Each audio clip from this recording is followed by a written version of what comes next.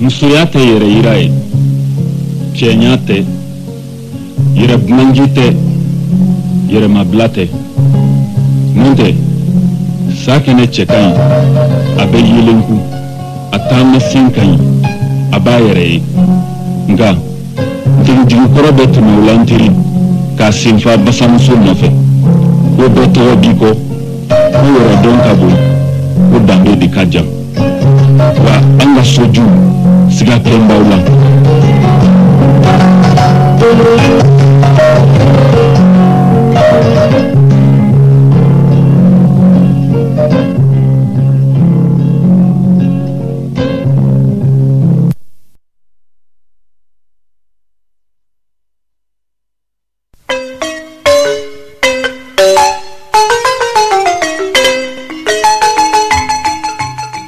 Numu kamalimba ka fɛnmuso ko ye ne filaw den kɔnɔna ban nga cɛ a wuli o wuli ko falenba a sigi o sigi ko tulolenba a kuma o kuma ko bobaraba o bɛɛ n'a ta a mana fɔ ko a ka gɛrɛ ka kɛ a yɛrɛ fɛ a mana fɔ ko a ka gɛrɛ ka farida a yɛrɛ kan a bɛ diɲɛ kɔfɛla kɔ pewu ka taa ɲɛfɛ ko tunɔ tɛ ko la kabako ne ma numuso ɲɔgɔn namaratɔ so ye n teri n'u ye min fɔ u t'o kɛ n'u ye min kɛ u t'o fɔ.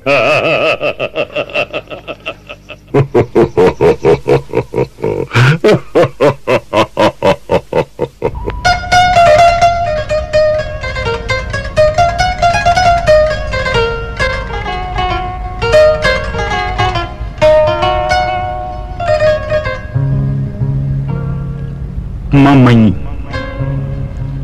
ne siranna kuma ɲɛ bawo ɲama bɛ kuma la fɛn bɛɛ b'a den wolo nka kuma b'a ba wolo kuma de bɛ du ci kuma de bɛ du jɔ mun ye siran kuma ɲɛ fɛn kelen pewu o ye ko si bɛ kuma la n'a fɔbaga ye. Nteri kana sɔn abada kuma k'a f'i ma ko n fɔ wa fɛn bɛɛ bɛ kɔrɔ fo kumakan jugu i yɛrɛ tanga busan ni nɛnjan ma wa siran kuma ni turuma ɲɛ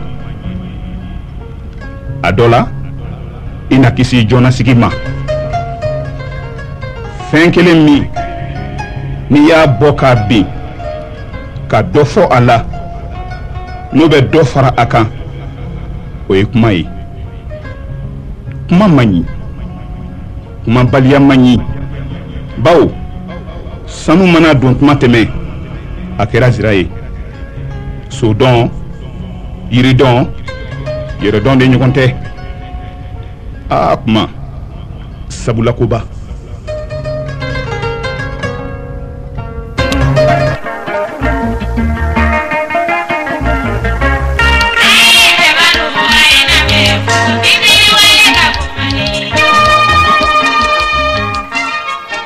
Kileya balamo ɲɛ bilennen koyokoyolen bɛ siga ka bere kun minɛ ka sengelenna taama ko nɔfɛ ka sɔrɔ k'a yɛrɛ bolo kelen minɛ k'o kari kaw ko lɛfali den tɛ kɛ ɲintan ye k'ale bɔra ka taa nin de la a bɛ dengunikɛla ɲɛna k'ale kunkolo ta fari dɔ ye cɛbakɔrɔ keleyabatɔ o bi lasamantan k'i nɔrɔ kogo la fo ka basaw dabali ban k'a tulo fila tigɛ k'o ye mikoro ye k'o fili maaw senkɔrɔ olu k'o tɔɲɔgɔn o de y'a tulo fila kɛ i ko sɔ furufuru mɔbali o tɛ fɛn ɲa a b'a ɲɛ fila wɔgɔn bɛɛ k'o ye kamera ye k'o fili maaw cɛ la olu b'o folokoto fo ka keleyabagatɔ cɛman ɲɛ bile i ko kami dondon ta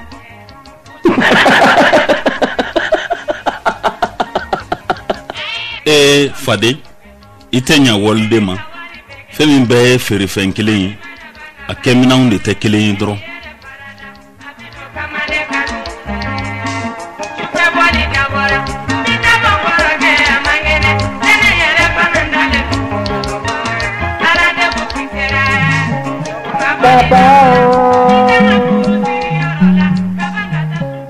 maman.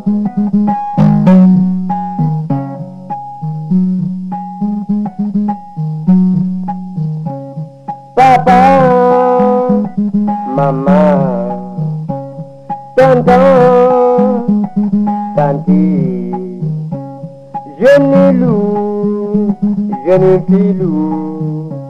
voix de Karinana.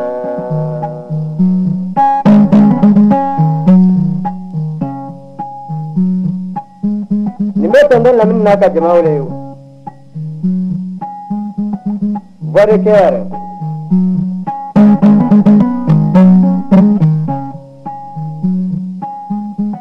Avec kaba wele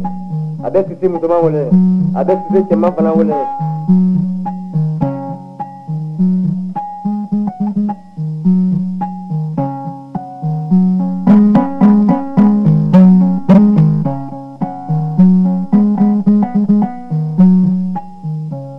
papa maman tonton tanti jeune loup,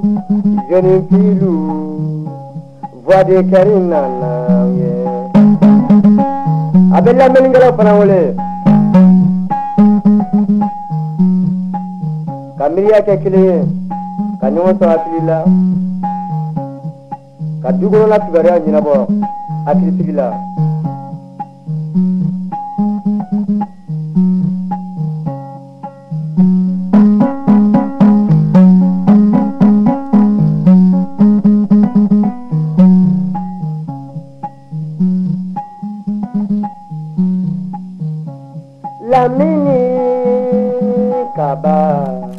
Balmaw ni su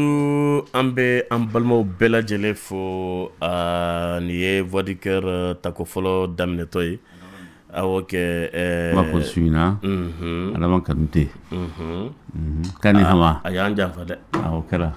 dan kanute sisa kuna kara jamfa rezo te ka manka metuguni kamba fo kusebe ate fena flen ye wo encore Draman Bugula kambe Draman Bugu mo bela jele fo awo mchelenko foli bibolo foli be mulo la mo kini fama ko do kera mene u la fiale me soro sisan sisan woni onte agringa jona nganya nganya ma ke fo akra tamo tamo ben senka ben kunga o second la uli ko fani ndo mo fana ko ka foli fi na la sona kali sangle bi na ta soni ayo baste nga foli ba anabai ne ba anniversaire fete ya aywa abona fete sake ni lamini selon ben fete de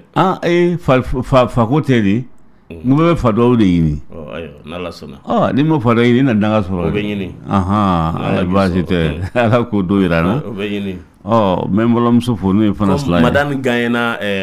gayena sola ama ba war bedun na flo la na sega saka songo kelen so madame aya basite ala ko do irana amina ko fana slavo suina ayo ko ga fo poje la ga poje ko madame gayena sola ko mo fo suina madame Gaëlle Sola, madame de chemise black, pantalon jean, pantalon et gâteau, c'est ça? Madame Gara docteur, yo. Cancel. Yo, cancel le. Pourquoi t'aimes ça ou les gars, yo? Comment vous suivez, anaka demabe. Même comme vous suivez, moi, il s'assoit que bola, arrivé à le citoyen, ani kumuja Adaman Kamara, qui a fait beaucoup pour venir. Ale ni Dawda Buka no e Sulmani Jawate ana so Jenaba Jawate nga foli bu be ani nkumo be amo bela jele fu mbe tene retlina oui foli bi bulu awa la mine foli bien la mine mbe famille Siribe fu Dawda Bugu mburana kom na foli boy ko ni ci uyere ye ci soro Dawda Bugu de ndem soke ide muso acela de dinga ko Siribe la kombu bela jele fu mais madame Kuyate Jesra Dumbia fu ka Dumbia abe madame Kura mais madame Jay May Siribe fu ni beba fa ma golfu may bleni ma ɲinɛ madame Tarawele Asaɲini Dugure kɔ Lamini n terimuso don n ye n ka jala d'a ma a ye jala siri n'a sen ye k'a siri n'a bolo ye k'a ni ca yɛrɛ Ala k'a barika don a denw na Dugurelaka a m'i janfa ayi a man janfa Dugurelaka m'e janfa e denw tɛ a man janfa e den tɛ wa ayi ne dɔgɔnin denw de don o tɛ den ye ayi Dugurelaka m'e janfa Dugurelaka ma ne janfa k'an bɛ an ɲɛ Dugure teriya fo sira de don kanu kama mais Lamine a y'a kɛ i b'a fɔ a ba kelen fa kelen den k'a jala siri a m'a siri ɲɛngoya a m'a siri ni hasidiya ye ko n ka foli ba i k'a Dugure n'o tɛmɛna ka bɔ yen nɔ n bɛ n ka tailleur fo n'o ye Vieux Lam ye a filɛ nin boli banna ayiwa baasi tɛ Vieux Lam hakili la awɔ Lamine n'o bɔra yen n'an ye Vieux Lam fo siga darlin bɛ yen nɔ a bɛ couture de kɛ a bɛ simple kɛ a bɛ broderie kɛ Lamine a bɛ prêt à porter fɛnɛ kɛ a bɛ cɛw ta kɛ a bɛ musow ta kɛ wa a bɛ denmisɛnninw ta fɛnɛ kɛ u b'a fɔ an ɲɛna ko Sika Tarawele ni mɔgɔ min n'i bɛ fɛ ka Sika Tarawele a ka fɛngɛ ni mɔgɔ min bɛ fɛ k'a ka tailleur so n'i bɛ fɛ k'a yɔrɔ dɔn a m'i ka du fini kala ka ɲɛ o de bɛ ayi Sika bɛna ne ka fini kala minɛ ɲɛ b'o de n'a y'o kala o tuma an bɛ sɔrɔ k'a fɔ ka ɲɛ ni mɔgɔ n'i mago bɛ Sika la Bamakɔ yan bi ni ko tailleur Sika Darlin don ni mɔgɔ mago bɛ Sika Darlin na ka numéro bi yan 73 93 07 57 k'an bɛ Sika Darlin mɔgɔw bɛɛ lajɛlen fo Orange ye Maltel fɛnɛ bɛ yan Lamine 69 09 09 90 k'an bɛ Sika n'a ka baarakɛlaw bɛɛ lajɛlen fo docteur foli b'i bolo an bɛ banabaatɔ ni banabaatɔ somɔgɔw n b'u bɛɛ fo n bɛ n ka karamɔgɔw fo professeur Si Aïda So ale ye gynécologue ye ani professeur Amadou Dolo Dolo a ka kɛnɛ wa baasi foyi t'a la ani cɛkɔrɔba in famana ɲɔgɔn ma sa dɛ Dolo de kɛra yan gynécologue animateur fɔlɔ a ye san damadamani kɛ Aïssata Cheikh Silabolo yan k'an ka foli ba ye kosɛbɛ baasi tɛ n bɛ n berser fa tɔgɔ ye Tɛnɛn Kamara a bɛ Mopti ani n beau frère ale tɔgɔ ye Fafre Kamara ale n'u b'a fɔ a ma Papi ambassadeur du Mali en Éthiopie ani an bɛ Sɛngɛlafiɲɛ bɔla an kɛrɛfɛ Elage Kekere ale bɛ Lafiyabugu sugu la Elage Kekere Nigérien mafaleba ye dɔnnikɛlaba don a bɛ bana caman de furakɛ Michel ko ni kɔnɔna jeliw ni musow ka fɛn caman Elage Kekere k'a bɛ bɛɛ lajɛlen fo dɔgɔtɔrɔ awɔ kɛ k'a a bɛna na a ka to ka na ka fura d'i ma i ka banabagatɔw n'Ala sɔnna ma Elage Kekere a ka yɔrɔ filɛ de ye ɲɛsiden a bɛ sangaso sanfɛ Lafiyabugu ka ɲɛsin sɛtigiw ka yɔrɔ ma a ka numéro ye 73 22 87 45 73 22 87 45 a k'a bɛ fɛ ka na émission fɔtikɛla la ne ko cɛ Elage Kekere e tɛ bamanankan i bɛna kuma anglais la wa a tɛ bamanankan mɛ fɔ anglais Elage Kekere a n'a dun ka banabaatɔw bɛ ɲɔgɔn faamuya ayi dɔ de bɛ yen o de tɔgɔ fɔtikɛla bamanankan na man nɔgɔ dɛ ne Elage Kekere bɛ kuma fo ka mɔgɔ sigi komi a ni Tɛnɛ bɛ ɲɔgɔn faamu fana Tɛnɛ ma taa turu ca Nigéria ani Ghana Tɛnɛ ye Nigéria kɛ tiɲɛ don ani Ghana n'a ye kuma fɔ ne b'a tara Elage Kekere i bɛna joona Tɛnɛ bɛ se k'i kuma Lamine madame Tobita ko a ka foli ko 31 bɛ ka surunya ko n ka vɛsi ko Mafi b'i fo Manfi a bɛ Canada yɔrɔ an bɛ yɔrɔ min na bi a bɛ Canada Manfi ko k'a ka foli f'i ye ko n ka vɛsi ko 31 bɛ ka nale vɛsi minɛ sira sa dɛ mɛna dɛ walayi Michel Ngo e fana ka kuma yan parce que bi m'a bila fɔlɔ Asan naani de filɛ nin k'a ka foli bɛ madame hali ni vesti in dira Lamine bɛna taa bila min ayi komi sisan parce que Lamine e ɲɛ bɛ vesti la Lamine na ne ba ko bɛ vesti a bɛ taa bila armoire de kɔnɔ Lamine kiridanw fana fɔra ko bɛna an ma kiridan ye ayi kiridan nana dɛ Manfi nana ni tubabu kiridan ye Michel ko n'i bɛ to k'i ɲɛ bɔ i bɛ to ka fasi de bɔ i kɛrɛ kan kirna nyimbo ni sogobela nani de be kelena juru ni bala bolo ni bala ni bolo te dinga ni muno so abata dinga ni muno nga nyingolo ndigo abeta no linye do ba be bolo ni do yoro de la na so re nyi loje le te ka ya sama do bi fi be fe do so te ga bi da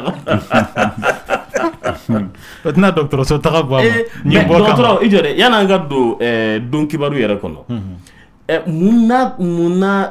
nene don wakati ani funteni don wakati nyindi mi be mo mne de oui parce que nyind la len de fem na kolo ni tle fly na nyindi mi man do calcium be de dagona na ni tara do so do mun no be ka place de nyinu be ka nyiunde nyini be dumunu loger rom na ka nyimi la min nyind be de dabe sans fait o te nyind droit ni kolo sumaya ma fem o lombi kolo bana o de wili nyind droit te o halo kolo bana kolo chin nu adeni ko sumaya kolo bana nun ti sulu kolo bana o de lawli parce que kolo yera dilan choy ala fe bon ani sumaya fana abi mura bana nun fana lawli fari kolo yera de fin do be mu fontaine de bu lawli adon fontaine e tension de ani diabète tota bon e fem ye sumaya ma fem yo ulombi angine nu ani mura o lawli ani kolo bana kata nyina kata bla fari kolo to voilà o da to ibita soro sa hal ni kolo bana bi mogola wala nyindi mi akachala fa akatedin ka life ni nekera hal ni nana yerete e ga glasimi glasiji ni ya do ida kono mo mo nyi mai kosebe iba ya sumani yani mumbi yele abaga absina ka diminin kren ninki I farla ka tafi ngolo sene parce que neru de be fana fasanundo de be no mum ne bitano o dimiwi voilà oh yes Quran wala ko oh kala ka no ke surtout Mamadou Doucouré le dako naté son falaje poser débat dako no tene Mamadou Doucouré ni kolo nyimi sisa ka chani samuganduru Doucouré la ko bini so mais kolo débat fin débat da poser débat dako no kanga foli ba awo adu muso yoyo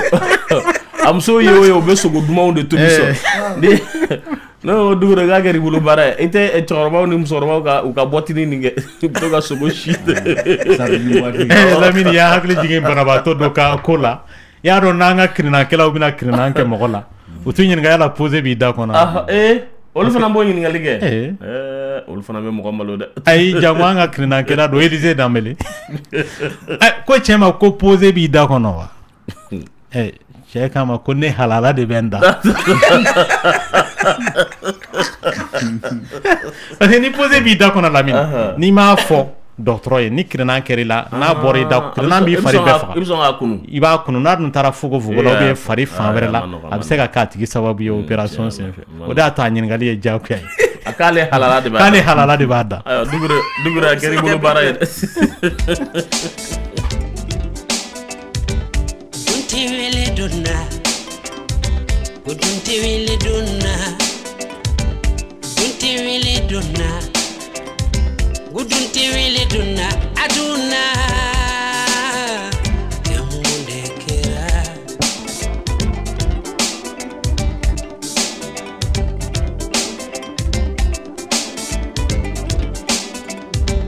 dunti wele donna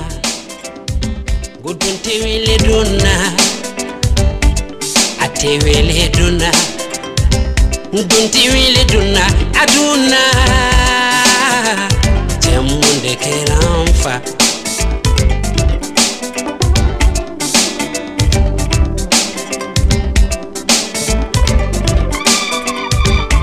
don't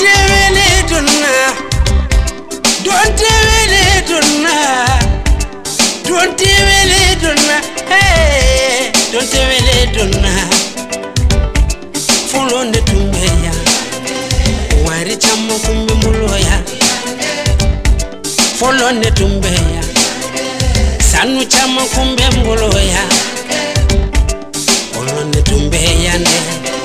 musu chammo kumbe muloya fulonde tumbeya lulu chammo kumbe muloya gasi sande sera ntiri ubi bulila Aide sera Nteri musu bibulila nye Gonti wili dona Godonti wili dona Aduna Chemundekera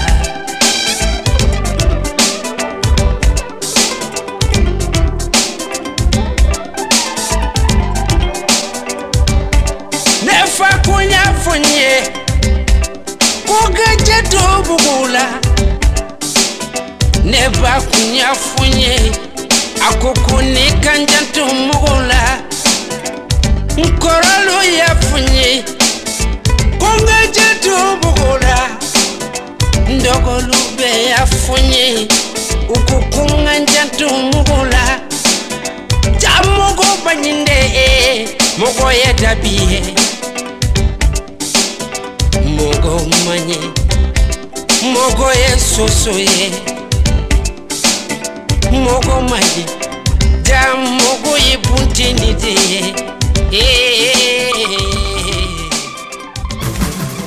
Radio Clédou, la pub. ESKE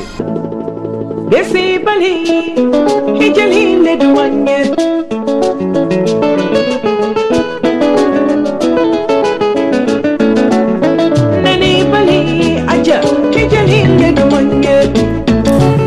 Ami sigana kuma keso kono aywa docteur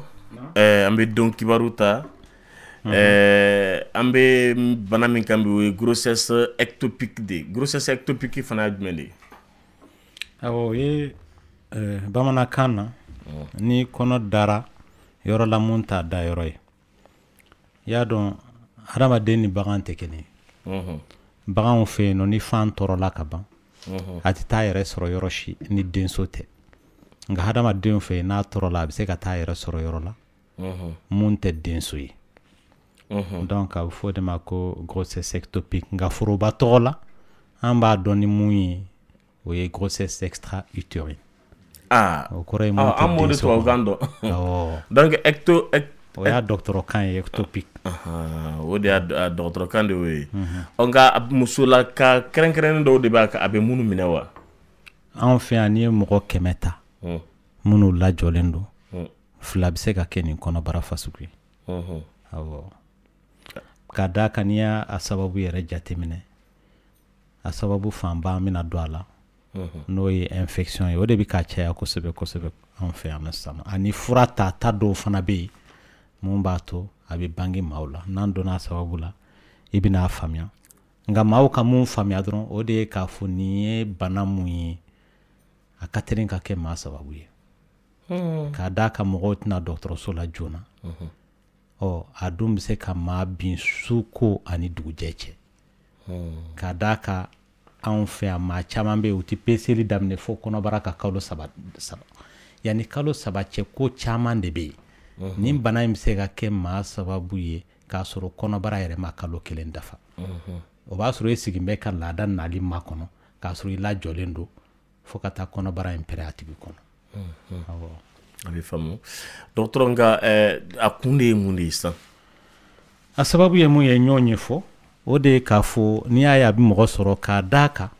abina na chugo muna o de ni muso mana furu bato yere ke sisan ni fan torola o dombe misalla ni fan torola domuna fan mun torola abit le woro de ke wala sa ka denso magen abit temestra mun fe aba fulu mako trompu donc toro fen mana trompu soro wala ma fan yere ka bon trompu ma obse ka to akasira mbisumaya nit le woro dun dafara ka fan to yoro abitui ola sababu jumende bato ati denso masoro abina fo yani kaye gidron mubli mana gidron mne ani mubli mana sira mne sira kolon ko gidron tala jumende bise jumenye abo chugadlo donc ni ala e trompu da hal nu kun kakene ni infection mana mogosoro banaksen numbi ke sababu ka trompu nu latnye o la fante se ka bolioro soro lunchela ale mina futio mun bi bɔ fan dayɔrɔ la ka taa denso yɔrɔ la donc ni a sira man ɲi fan bi mɛn sira kan k'a sɔrɔ a ma se denso yɔrɔ la o b'a to a bɛ bugu yen nɔ donc a bɛ kɛ grossesse extra-utérine ye sababu filanan o ye n'i y'a jateminɛ ala yɛrɛ kɛmɛ ka trompe dilan cogo mun na maa dɔw ta bɛ yen malformation don i b'a sɔrɔ o dacogo fɛ ala yɛrɛ fɛ trompe in yɔrɔ dɔw ka misɛn yɔrɔ dɔw ka kuma fan bɛ se ka boli a kunna n'a sera yɔrɔ misɛnmanin ma a bɛ bulon kɛ yen nɔ walama a bɛ se ka kɛ fan yɛrɛ de ka bon a ma parce que fan dilan cogo ala fana fɛ donc o b'a to a tɛ se ka denso magɛn mais sababu dɔw bɛ yen nɔ o bɛ bɔ anw yɛrɛ de la maa minnu kɛn bɛ ka planning pilule du lendemain kɛ planning ye pilule du lendemain tɛ planning ye o i b'a sɔrɔ kalo o kalo o tigiw b'a ta sa parce que walama furubato o furubato kɔfɛ u b'o ta walasa furubato in kana kɛ kɔnɔbara ye n'o y'a sɔrɔ kɔnɔbara bɛ yen o planning in t'i bali kɔnɔbara in ka taa ɲɛ koyi nka a bɛ se k'a ka sira sumaya n'o kɛra a bɛ kɛ sababu ye ka nin bana fasugu bila a tigilama la donc nin ye sababu fanbaw ye mun b'a to nin bana in ka teli ka mɔgɔ sɔrɔ bon n bɛna kuma mun ka kan sinsin o ka yɛrɛ o ye infection ko in de ye ka d'a kan n'a ye musolaka 100 sɔrɔ minnu i bɛ taa sɔrɔ o 100 in cɛla 60 a sababu ye infection de ye tant que o de ma kɛlɛ nin bana in bɛ continuer ka jɛnsɛn an ka jamana kɔnɔ voilà. A bɛ faamu ala ka nɔgɔya kɛ a bɛ sera minnu ma dɔgɔtɔrɔ a bɛ dɔn cogo di ka fɔ nin bɛ nin kɔnɔmaya ni min filɛ ni muso in na nin bɛna kɛ grossesse ectopique ye o de y'a gɛlɛmama yɔrɔ ye parce que maa caman bɛ yen nɔ i bɛ taa sɔrɔ a b'u la u bɛ ka yaala n'a ye u yɛrɛ t'a dɔn k'a fɔ a b'u la fo n'a y'u bin tuma min na n bɛ misali d'i ma ni muso mana laada ye bi n'o y'a sɔrɔ a ka laada kalo labɔ ye tile 28 ye a bɛ kɔnɔ ta ka bɛn tile 14nan wagati la wala o ma surunya la donc i bɛ taa sɔrɔ a tigi bɛ k'a ka kalo labɔ makɔnɔ kalo sa de la tile 28 bi kɔ bon i bɛ taa sɔrɔ bana in dun daminɛ n'ale la tile 14 bi kɔfɛ donc i bɛ taa sɔrɔ kɔnɔbara bɛ a tɛ kalo kelen bɔ dɔgɔkun kelen dɔgɔkun fila dɔgɔkun saba pour que e ko yɛrɛ ka kɔnɔbara i bɛ taa sɔrɔ dɔgɔkun 4 don nka sɛgɛsɛgɛliw bɛ yen mun b'a jira k'a fɔ kɔnɔbara bɛ yen kabini kɔnɔbara bɛ dɔgɔkun kelen na mɔgɔ fanba de t'o kɛ u b'a to fo ni wagati min na laada de tigɛra u bɛ sɔrɔ ka taa dɔgɔtɔrɔso la kɔn lajɔlen dɔ k'a sɔrɔ i bɛ taa sɔrɔ nin problème nin daminɛna ka kɔn ladɔ tigɛ ɲɛ parce que pour que laada ka tigɛ il faut que kɔnɔbara ka se semaine 2 bɔ ɲɔgɔn kɔ de parce que laada dati sera a mana bilen bon maa o maa ne de ka laada bɛ deli ka na i ka kalo labɔ ye tile 28 i y'a kɔlɔsi nin sen kalo labɔ in nana ka kɔn a don ɲɛ i kan ka taa dɔgɔtɔrɔso la parce que minnu b'a fɔ n ye n ka kalo ye siɲɛ 2 o de b'a to i bɛ kisi ni a masibaw tɔɔrɔ ma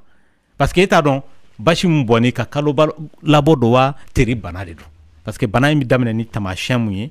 o ye i ka laada bɛ perturber a bɛna ka kɔn a dati ɲɛ a bɛ se ka kɛ dɔgɔkun kalo kɔnɔ siɲɛ 2 walama siɲɛ 3 mais a tɛ kɛ laada joli ye i bɛ laada kɔrɔ mun dɔn a filanan ye jumɛn o ye kɔnɔdimi ye mɔgɔ mun ka kɔrɔ kɔnɔdimi t'i la i ka laada wagati la laada furancɛ ninnu na nka nin sen kɔnɔdimi bɛ k'a daminɛ k'i sɔrɔ kɔnɔmaya bɛ taamasiyɛn fɛn fɛn bila mɔgɔ la a b'a bila i la fɔɔnɔ nɛgɛw fɔɔnɔ kɔnɔboliw ɲɛnɛminiw kunkolodimi misɛnmaninw sufɛ fariganw parce que ale kɔnɔbara in baasi bɛ daminɛ ka kɔn kɔnɔ yɛrɛ mun ka ɲi ɲɛ parce que kɔnɔ mun ka ɲi i bɛ taa sɔrɔ a baasi ma yɔrɔ bɛ daminɛ kalo 1 tɛmɛnen kɔ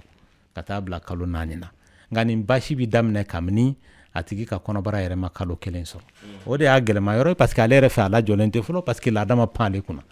k'a sɔrɔ laada panna maa kunna wagati min na o t'i lajɔ kuma ye o bon ni kɔnɔbara taamasiyɛn kɔrɔlenw bɔra la sa i bɛ taa sɔrɔ a tigi jɔlen a yɛrɛ ma a bɛ se ka seri ka bin yɔrɔnin kelen a bɛ dɛsɛ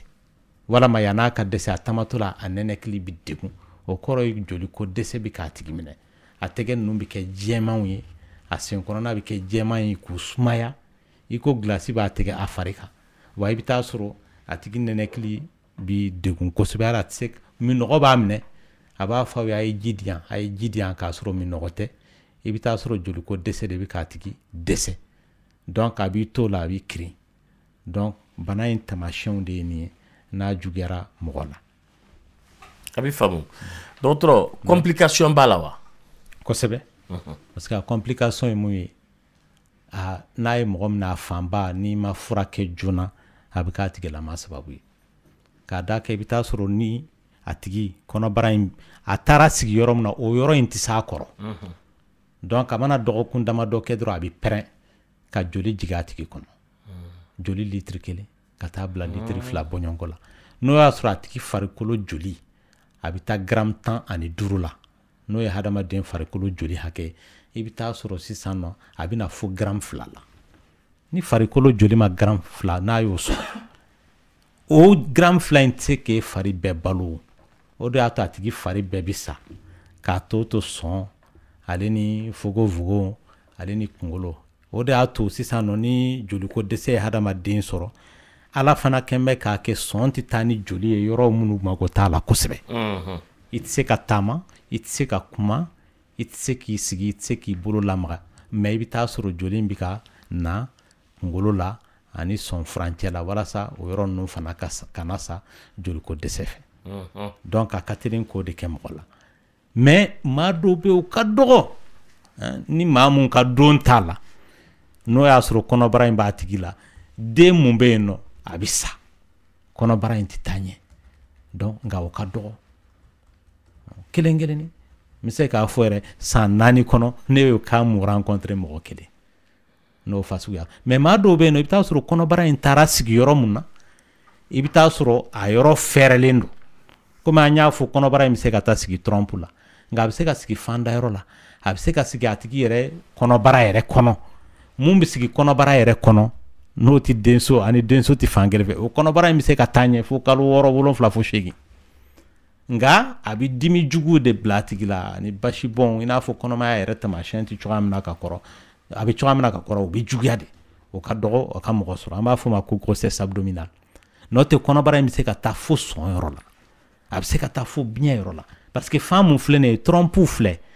n'a ye fan in ta ka bɔ fan dayɔrɔ la trompe bɛ i n'a fɔ bɔlɔ de b'a la tan i n'a fɔ hadamaden tɛgɛ bɛ cogoya min na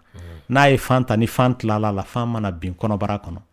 o la komi hadamaden kɔnɔbara ji de b'a kɔnɔ n'a tigi y'a da sisan fan in bɛ se ka yaala kɔnɔbara fan bɛɛ fɛ a bɛ se ka taa yɛrɛ sɔrɔ fan bɛɛ dɔw yɛrɛ ta ye mun ye fan in bɛna denso kɔnɔ dɛ nka a bɛ tɛmɛ denso niveau yɛrɛ kan ka n'a yɛrɛ sɔrɔ fo denso dayɔrɔ la donc sigiyɔrɔ fan caman de bɛ nin kɔnɔbara fasugu in na donc complication ye nin de ye o de ye k'a fɔ a bɛ joliko dɛsɛ min bila a tigi la a bɛ k'a tigilama sababu ye voilà. dɔgɔtɔrɔ a bɛ furakɛ wa a bɛ furakɛ furakɛli kɛcogo 3 de b'a la a fɔlɔ ye ka fura k'a tigi la pikiriw bɛ mun n'i y'a k'a tigi la o bɛ se ka kɛ sababu ye ka kɔnɔbara in bɔ yen k'a sɔrɔ a ma kɛ opération ko ye nka opération fasugu 2 bɛ yen donc dɔ bɛ yen n'a ma pɛrɛn misali la an b'a fɔ a ma ko celliochirurgie appareil téléviseur mun i b'a lajɛ ka dingɛ sen a tigi kɔnɔbara bara yɔrɔ la ka minɛnw ladon ka kɔnɔbara in bɔ yen n'olu ye fasugu 2nan ye ka kɔnɔ yɛrɛ fara ka sɔrɔ k'a bɔ yen nɔ donc nin de y'a furakɛli kɛcogo 3 ye voilà n tɛna sinsin olu kan o ye dɔgɔtɔrɔw ka baara ye nka ɲɛbila ko b'a la ni kaso walasa ni musolaka minnu siran don a kan'u sɔrɔ olu bɛ se ka mun de k'a kan'u sɔrɔ voilà baabu in yɛrɛ bɛ boli o de kan bana kunbɛ ka fisa bana furakɛ a man kan tɛ cogoya si la bi bi na an bɛ tile mun na ko mɔgɔ de ka taa dɔgɔtɔrɔso la k'a sɔrɔ kɔnɔbara in pɛrɛnnen don o kɔrɔ ye e ma taa dɔgɔtɔrɔso la joona n'o tɛ e kɔni sikara i ka kalo labɔ la a na wagati surunyana a na kuma surunyana wagati tɛmɛna i k'a ma na i kan ka dɔgɔtɔrɔso sɛgɛrɛ walama i ye dimi kɔlɔsi i fari fan dɔ la mun o t'i la ka kɔrɔ maa dɔw yɛrɛ bɛ yen o b'a fɔ ko ne ka ovulation wagati basi bɔn bɛn sɔrɔ k'a sɔrɔ o t'a tigilama sɔrɔ ka kɔrɔ donc ni mɔgɔ yɛrɛ y'i kɔlɔsi o la a ka ca Ala fɛ kɔnɔbara in bɛ kasara mun las'a ma o tɛna las'a ma nka an ko ko kɔnɔbara in yɛrɛ fɛn mun ka teli k'a kɛ mɔgɔ la k'a bɛ taa sigiyɔrɔ la mun t'a dayɔrɔ ye o ye infection de ye maa o maa ni infection kɛlɛ muso 100 n'aw ye infection kɔrɔ a ka ca Ala fɛ kɔnɔbara in mɔgɔ 60 ka taa bila 80 na a t'u dun sɔrɔ mɔgɔ minnu bɛ kɔnɔ tiɲɛ kɛ ka baga kɔnɔ ma ten k'a tiɲɛ o bɛ minɛnw minnu kɛ k'a tiɲɛ o bɛ kɛ sababu ye ka infection fana bila o tigilamaw la donc o la n'o kɛra a bɛ kɛ sababu ye ka ni kɔnɔbara fasugu in lase a tigilama ma y'a dɔn an y'a sababu fɔ ale ni minnu bɛ furaw ta u yɛrɛ ma ten k'a sɔrɔ dɔgɔtɔrɔ ma sɛbɛn i bɛ taa sɔrɔ furubato o furubato u bɛ o fura in ta walasa o ka alors que plein furaw bɛ yen o bɛ ta yanni mɔgɔ ka furubato de kɛ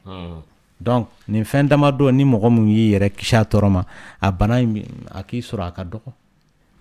et pourtant n'a dun ye maa mun sɔrɔ n'o y'a sɔrɔ surtout n'i ka kɔnɔbara fɔlɔ kɛra nin ye a ka ca Ala fɛ 100 sara o 100 sara 50 la i b'i si tɔ kɛ i ti den sɔrɔ parce que ni dɔgɔtɔrɔw taara sɔrɔ a yɔrɔ pɛrɛnnen don il faut que a yɔrɔ in de ka tigɛ k'a fili trompe 2 de bɛ hadamaden na donc n'i ye dɔ in bɔ yen nɔ fan dɔ in a bɛ se ni infection de y'a sababu ye i bɛ taa sɔrɔ infection b'o fana la o de hali ni opération kɛra dɔgɔtɔrɔ kalo 6 o kɔfɛ a bɛ tila ka trompe dɔ in vérifier yalama banakisɛw minnu tun bɛ dɔ in na n'o kɛra sababu ye k'a nin bila a tigi la o banakisɛ kelenw tɛ fan dɔ in fɛ wa ka kɛ sababu ye k'o fana latiɲɛ voilà. Dɔgɔtɔrɔ ladilikan b'i bolo nin bɛɛ lajɛlen kan ka di mɔgɔw ma wa ladilikan mun bɛ n bolo o de ye k'a fɔ nka dɔgɔtɔrɔ trompe bɛ cɛ la wa trompe tɛ cɛ la trompe ani denso ani maaya yɛrɛ n'o ye vagin ye o bɛ musolaka dɔrɔn de la ani fan dayɔrɔ nka minɛn dɔ fana bɛ cɛ la mun tɛ musow fɛ n'o ye prostate ye donc parce que musolakaw fana bɛ minnu jɔrɔlen don u taara cɛw ye minnu prostate furakɛyɔrɔ la a lamini sabe bana bɛɛ de ka jugu koyi n'i taara cɛw furakɛyɔrɔ la i b'a fɔ ko ko diɲɛ bana bɛɛ de bɛ cɛw la n'i taara muso furakɛyɔrɔ fana la i b'a fɔ ayi diɲɛ bana bɛɛ bɛ musow de la wa n'i taara yota fana la i b'a fɔ Mali bɛɛ ye ɲɛf'i ye to ye non fɛn bɛɛ n'a ɲin furakɛyɔrɔ n'i taara i b'a fɔ ko Mali bɛɛ ye ɲindimitɔ ye donc n'i taara yɔrɔ kelen o kelen na i b'a dɔn k'a fɔ jaa bana tɛ maa kelen ta ye kabini denmisɛnnin dɔw yɛrɛ kabini u ma wolo fɔlɔ o ni bana bɛ wolo san 5 taw bɛ yen donc wagati bɛɛ n'a a bana don bɛɛ n'i ka bana don donc trompe tɛ cɛ la n'o de y'i jɔrɔkun ye walasa bana in ka n'i sɔrɔ kana jɔrɔ o ko la fɛn ne ye ɲininkali de kɛ ne b'a fɛ ko ne jɔrɔlen ne ye ɲininkali de kɛ Lamine baasi tɛ ladilikan mun bɛ ne bolo o de ye k'a fɔ soli kabili o ka fisa sen ka di ye bana mun filɛ nin ye a ka ca Ala fɛ ni muso mun ka laada tɛmɛna i kan ka taa i yɛrɛ sɛgɛsɛgɛ kun jumɛn na laada tɛmɛna i kan kabini bana in ma taamasiyɛn bɔ i la o b'a to furakɛli kɛcogo dɔ bɛ yen Lamine pikiri nin tɛ tɛmɛ 800 kan n'an y'a pikiri nin k'i la k'a sɔrɔ bana in de b'i la a bɛ fan in bɔ yen nɔ k'a sɔrɔ a ma se opération ko ye a ma se trompe tiɲɛni ko ye bon mɔgɔw de tɛ taa joona o de b'a to opération ko bɛna bɔ a la fo ka trompe in bɔ yen nɔ bon mun nana n'o fana ye anw fɛ yan nɔ parce que maa caman bɛ yen nɔ u dan bɛ sɛgɛsɛgɛliw de la ka tɛmɛ dɔgɔtɔrɔ ka kuma kan i ɲɛ b'a la échographie minnu bɛ kɛ ani jolitaw minnu bɛ kɛ ani arajo minnu bɛ kɛ dɔgɔtɔrɔ t'o k'i la fiyewu fo n'a y'i lajɛ olu ye an ka lajɛli dafalanw de ye an b'a fɔ ma ko examen complémentaire o kɔrɔ ye a bɛ dɔgɔtɔrɔ ka lajɛli dafa nka mun bɛ dɔgɔtɔrɔ ka hakilila la a t'o bɔ yen dɛ k'a fɔ analyse ye nin fɔ dɔrɔn ne bɛ tugu o de kɔ n bɛ dɔgɔtɔrɔ ka kuma to yen nɔ i bɛ fili la parce que don o don an bɛ tile ka maaw opérer mun i bɛ taa sɔrɔ u ye écho kɛ écho ma bana in jira nka an ka lajɛli sen fɛ an b'a dɔn o de b'u la wa an b'u opérer an b'a sɔrɔ jana an kun b'u opérer k'a to écho dama ka kuma fɔlen ma dugu kun tɛ jɛ k'a tigi to yen nɔ d'ailleurs ni nin bana bɛ mɔgɔ min na misali la ni ne y'a ye sisan il est 22h ni écho yɛrɛ tɛ kɛ o dɔgɔtɔrɔso yɛrɛ kɔnɔ yamaruya tɛ ne bolo nga tigi bila ka hal gidron tige kata eko ke yamaria bembolo nga opere o yoro ni bela ka soro eko ere make bo de bi chaman bla filila mi misali do demand de la ka dolaje en 2011 mais atigi kalanen do de kungo la sama parce que kalamba o dante ko la ni confin kundo akunti soye ne kama madame olte yin ngal bagelo ne kama madame anana nero la kale kalada nana e kalo kono chef ni ala jene kama madame grossesse extra-utérine de bila nga abiyoromna komi amata yoro jan sege munu kera vraiment am se ka frake ni pikir denkeli o de bikila ibi koloshi ni ala sona o se ka noya ama se opération ko ye atara e koke komi e ko mwana nanae we a dran ka fo kono barati denso la wati fan were fe ngo e ko bi kono bara e na sera dogo kun nani de e ko ti kono bara e ka to dogo kun kelena ataye ka to fla wala sabalaw ni nani madafa ni kono bara ndu na bila tara sigi yoro dola kalo nani dogo kun nani abone to ma kono ko o dugu saje muso tara o du saje minuit ay ne wele kale opérer len dalen do docteur sola sisa pingiri kele o kan ki bali kalan ya to atara ko nyeyini o dugu saje minuit ay ne wele kale opérer len dalen do docteur sola ka soro na le kundara docteur ka kumala akunto kumbebo comme wa asro bana malada o dugu saje da kelen kala do asro aprena ka joli jigi kono na ye joli jigi kono nga bi ta litri fla bonyongola fo docteur de ki kono barako ale ni yoro mun bashi bi ka bala ko yoro nun tike munu manyi ka to kala donc o e bana chamay hal appendicite biteno appendicite bi mo soro si san lamine docteur bi la jaba fo appendicite do 2007 ne ku ye do la ja appendicite bala ne kama appendicite bila atara e koke e ko ma appendicite atigi bora moko ya tara kai a opérer dalen kai da ine weli ko a kwale era opérer l'appendicite balela so jane kuma mu fo nyedo mais docteur itu ya fo ya dondola ko appendicite ni fana ko belexete awo amba baga ko musola ko be belube malo uti maloko sisan surtout sisan muso nu salaka bude pala inda manyoni bo ma mo ci ñi dafalenta da kono di bi ñi digi malo inde ko be tag gabagru ni concaser be da ko nakira concaser e ko belexete appendicite ay infection de asa infection sugujuma appendicite flene ni a jatemna hada ma de nugu baku nugu be kono banaksew be ka kora ban bela ulu yere de ban deme wala sa dumuni kayele maka ke banako tagay no to bara inte se kake bon o banaksen nu ani dumuni fen nu bebi tamunu nugu konona la nugu laban yoro inde juruni mumbe abi fo de mako appendix o bi bela ale fana na wala na fado de bale la ko na fa bale fana la an na fa mu parce que an na fa mu ibita soro sano na fa jonjon donen talanga ala koni maki mo la gwanza parce que docteur Srafa amanye donc ko sebe nga bi mo la kanali ayora imbi mo la kana ko sebe donc banaksen nu ibita soro bita tourche yenoro na kasigi donc wakati do bi ke banaksen munu bi banako dumuni fen nu na de ulunde bi ke sababu ye ka toro la sa lere parce que appendix ni nyanyini mun kera la ode ka donc afa bi banawo do kele muna bulun kele c'est parce que banakse fana bi yeno mumbo banakse nu kele oh no banakse sera ale la sa oh ale bi bana donc appendicite koro de ko ayoro joginendo na temena jogini hakeka nembi wilala nemum bi wili donc abita se fo ayoro bi prêt ka ke péritonite donc o de atoniye nemle mala akera yenyew akera binyew akera femere o koro ye farikolo ni banaksew de kelela nende koro ye ko kele mun kera de o nodi ni c'est comme tout de suite nautara bindugu modo ka kamalfa ni mugu chu ke ka yoro jeni o buguri jew ani malfa sisi kasaw o de ne o koro ye kele kera Donc nemme be ye jeli law c'est pourquoi il faut que ne ya nyefo dran ba ye surmani de lankoro donc nemme be ye enseigne nous jeli docteur be se kuma nasta aye docteur ala ga here kan docteur nemme be ye jeli ser jeli ni bolo jeli law o koro do ko microbe ni fendo ye kelege voilà jeli kono ye voilà cité kelege i farikolo bana kelelaw ni bana ksew ye kelege blanc donc fem bo kelelaw ye nendi c'est pourquoi nɛn man ka to mɔgɔ kɔnɔ i mana fura fɛn fɛn di i ye nɛn labɔ a b'a yɛrɛ labɔ i m'a labɔ ale bɛ sira ɲini k'a yɛrɛ labɔ a man ka to farikolo oui parce que ale ye nɔgɔ de ye hein donc voilà maintenant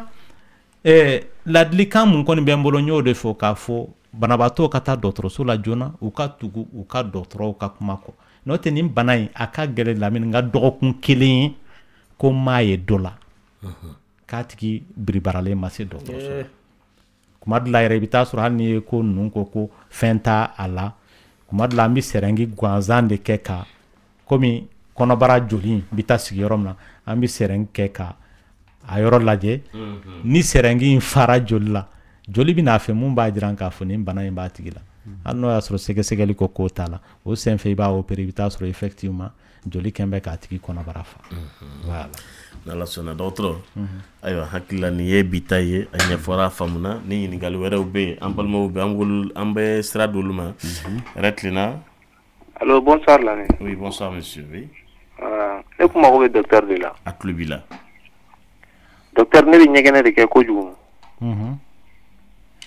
Bon n bɛ ɲɛgɛnɛ kɛ à tout moment bon n t'a dɔn min don quoi. Sufɛ i dalen b'a kɛ wa?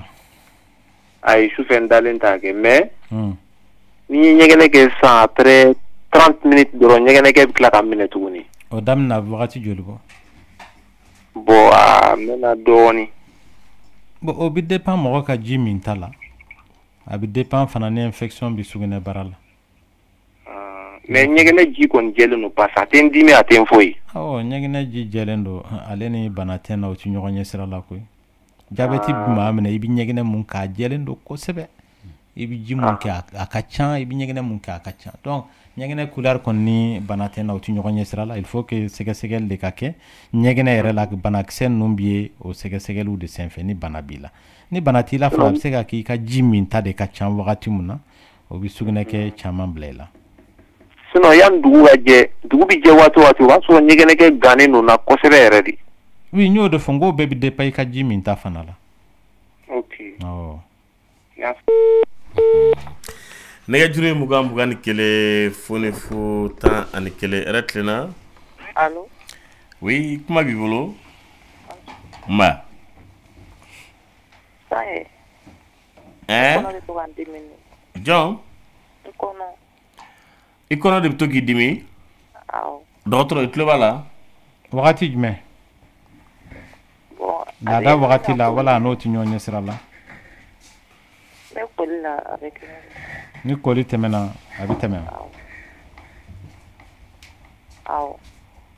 Ɔ gangi kɔnɔdimi de o den b'i bolo wa?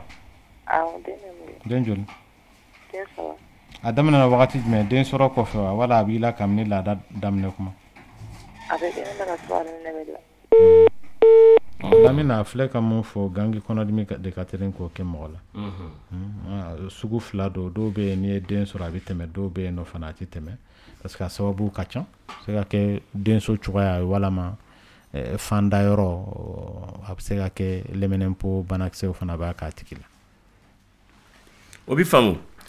nɛgɛjuru ye 20 ni kelen foni fo 10 ani kelen dɔgɔtɔrɔ Batakiw fana bi yan. Ni tigi ko a b'i fo kosɛbɛ ko yala ko den min bɛ kalo 6 la o ko kan ka kini dun wa o kan ka basi dun a b'a nɔfɛ wa kan ka to dɔɔni dun wa n'an kan ka k'a da kɔnɔ wa. O ɲininkali b'o yɔrɔ de la. Dɔgɔtɔrɔ kɔni b'a f'i ye den kam n'a wolodon fa kalo 6 a mago tɛ ji la a mago tɛ fɛn wɛrɛ la ni sin tɛ nka ni kalo 6 dafara fɛn wɛrɛw bɛ fara kɔgɔmafɛn ninnu fɛn wɛrɛw bɛ fara a kan i bɛ se ka kɔgɔmafɛnw d'a ma o de y'a to hadamaden n'i b'i den balo i mana kɛ yɔrɔ yɔrɔ den balo bi bɛɛ bolo koyi o de ye balo mun ka nɔgɔ n'a ti dɛsɛ wa nafa b'a la o bi fan bɛɛ fɛ nka an bannen do de ma ka taa tugu fɛnw ko minnu da ka ca n'a se t'an ye wagati bɛɛ tubabu ka balo k'a sɔrɔ mun se b'i ye wagati bɛɛ n'a bi sɔrɔ wagati bɛɛ n'a da ka nɔgɔ o b'i naga kɔrɔ den bi balo n'o de ye n'o tɛ n'i mana den dege misalila k'a kana kini dun hali a san 20 a tɛna kini dun ko lamɛn n'i ye kini d'a ma n'a ko a b'a dun a b'a fɔɔnɔ parce que i m'a dege a la i m'a dege a la tɔw bi ten fɛn wɛrɛw bi ten o bɛɛ ye culture ko de ye misalila an si ti tori dun parce que tori t'anw ka culture la an ma lamɔ n'o ye mɔgɔw bɛ yen minnu u bi tori de dun i bɛ taa sɔrɔ an bi sonsanw dun olu tɛ sonsan fɛ ainsi de suite voilà bɛɛ n'i ka dun fɛ awɔ Labi bɛ fitinin faro kan oui o ye dabɔli filɛ nin ye mais k'a dabɔ nin na ka taa don fɛn wɛrɛ la a tɛ sin de min ya donc da in bɛ b'o la an bɛ dumuni min kɛ n'a bɛna laban n'o ye a da bɛ taa don de la o o bɛ don dɔɔnin dɔɔnin sa fo ka taa kunbaya n'o tɛ ne ye dɔ ye fo ka taa kɛ a ka muso furu i y'a faamuya a bɛ hali sisan a bɛ san 40 kɔ la nin a tɛ se ka ɲɔ dun a tɛ se ka malo dun mun na a ma dege a la mɔna n'o de ye ma dege a la ne y'a da dɔrɔn a kɔnɔ b'a dimi kabini a fitinin ma komi se b'a a ka mɔgɔw ye fɛn misɛnnin ninnu ka t'o di a bɛ balo n'olu de ye ani sɛjiraninw ni sɛfan jiralen ninnu a tɛ se ka ɲɔ tigɛ a da kɔnɔ a kɛra bolo baara ye ko gestarel G ko ye mun de ye oui ale kan bɛ fura de ma mun an bɛ to k'a sɛbɛn mɔgɔw kun mun nafa b'a la kosɛbɛ muso lajɔlenw fɛ yen nɔ ale ni minnu bɛ ka sin di den ma a bɛ fɛri ko mago ɲɛ i y'a dɔn an bɛ to ka furakisɛ minnu di musow ma walasa ka joli ko dɛsɛ in kunbɛn donc a b'o o ko mago de ɲɛ ale ni malformation voilà ni don dɔw bɛ yen nɔ i bɛ taa sɔrɔ a dilan cogo man ɲi ala fɛ kɔnɔbara bɛ dilan kalo 1 ka taa bila kalo 3 la a bɛ se ka kɛ yɔrɔ dɔw tɛ dafa ka sababu kɛ baloko dɛsɛ fasugu dɔ ye donc a bɛ se k'o fana mago ɲɛ voilà dɔgɔtɔrɔ balimaw b'i nɔfɛ nɛgɛjuru ye 21 fonifu 11 yɛrɛ tilenna k'an bɛ segukaw fo kosɛbɛ sikasokaw an b'olu fo kayi kulikoro mande n'a lamini sibi ka taa mɔpti yɛrɛ tilenna oui sɔngɔw bɛ di dɔgɔtɔrɔ tulo b'i la fulaw dɔ de bɛ n ka muso la o ko ɲɛfɔ sisan a ye fɛn u b'a fɔ sira min ma ko alimɛtini an y'o de kɛ sabu 1 mois maintenant sisan kɔnɔ bɛ to k'a dimi a ka koli jɔlen don a sɔrɔ a bɛ se ka bɛɛ ɲɛfɔ an y'o la kɔli jɔlen a bɛ se ka k'a sababu ye yan'a ka k'a la yɛrɛ a bɛ ɲɛfɔ aw ye a bɛ se ka muso ka kɔli jɔ nka kɔnɔdimi a bɛ taa sɛgɛsɛgɛ dɔgɔtɔrɔso de la k'a lajɛ yala a sababu ka bɔ o de la wa parce que hali kɔli jɔli yɛrɛ bana wɛrɛw bɛ yen nɔ minnu bɛ se ka fan da yɔrɔ sɔrɔ la ma denso mun bɛ se k'a to kɔli bɛ jɔ seulement a bɛ fɔ aw ye de karisa n'i ye planning fura kɛ planning bɛ se k'a to kɔli bɛ jɔ nka o kɔrɔ tɛ ni kɔli jɔra i man ka t'i yɛrɛ sɛgɛsɛgɛ n'o y'a sɔrɔ fɛn wɛrɛ b'a sen kɔrɔ dɔgɔtɔrɔ bɛ se ka tɛmɛ e yɛrɛ bɛ se ka tɛmɛ o kɛrɛfɛ k'a sɔrɔ planning nin tɛ o kisti bɛ se ka kɛ mɔgɔ la a ye koli tigɛ a ye kɔnɔdimi bila a tigi lama la bon ni e ma n'i jɔ ko bɛɛ na kɛ planning ye donc dɔgɔtɔrɔ bɛ tɛmɛ fɛn caman i bɛ tɛmɛ fɛn caman kɔrɔ donc fo ka taa se opereli yɔrɔ ye tout ça la an y'o bɛɛ ye lamɛn mun i bɛ taa sɔrɔ mɔgɔw bɛ koli bɛ tigɛ o b'a f'u lajɔlen don o b'a to fo ni kɔnɔbara sera kalo 3 ye i bɛ taa sɔrɔ ja kisti b'a tigi la kisti in yɛrɛ bonya a ka bon kosɛbɛ donc fa tigi bɛ opérer a kama k'a sɔrɔ n'a kun taara ɲɛɲini joona da ala furaw yɛrɛ bɛ se ka kɛ k'a yene k'a sɔrɔ a ma s'o yɔrɔ ye n bɛ fɛ ka mun fɔ dɔrɔn mɔgɔ n'i ye fɛn kɔlɔsi fari la mun t'a la ka kɔrɔ t'a ɲɛɲini ni bana tɛ a fɔra a banna i yɛrɛ bɛ rassurer k'a fɔ bana tɛ mais ni bana fana don a ka ɲɛɲini joona k'a furakɛ joona voilà nɛgɛjuru ye 21 kelen foni futani kelen yɛrɛ tilenna allo Lamine ça va ça va kuma b'i bolo n bɛna fɛ ka dɔgɔtɔrɔ de ɲininka a tulo b'i la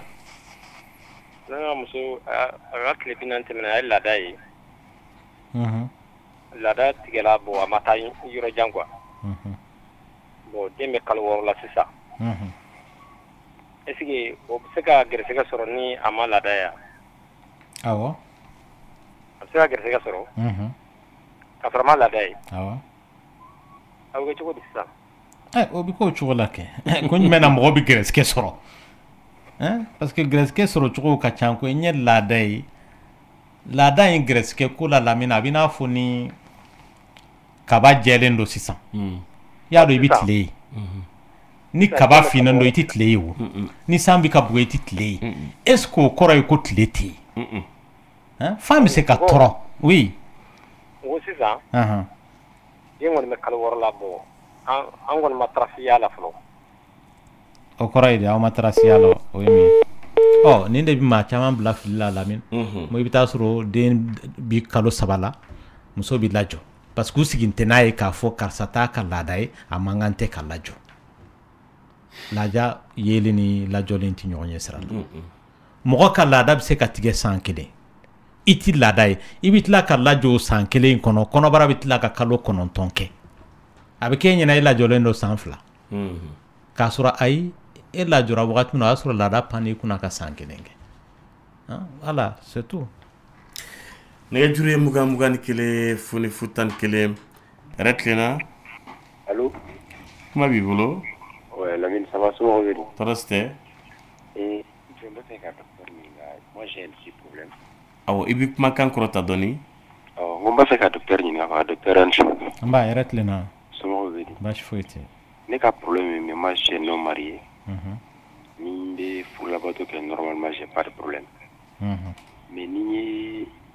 peut-être une semaine ka temps dɔ kɛ quoi ni n tɛ furulabato kɛ ni n ye sugunɛ kɛ après l'urine bon je remarque ji jɛman dɔ bɛ kɔnɔ et puis a bɛ n jeni dɔɔnin quoi voilà bon je sais pas n t'a dɔn o ye fɛn min ye quoi voilà oui Lamine a filɛ k'o mun fɔ a bɛ bɔ prostate de la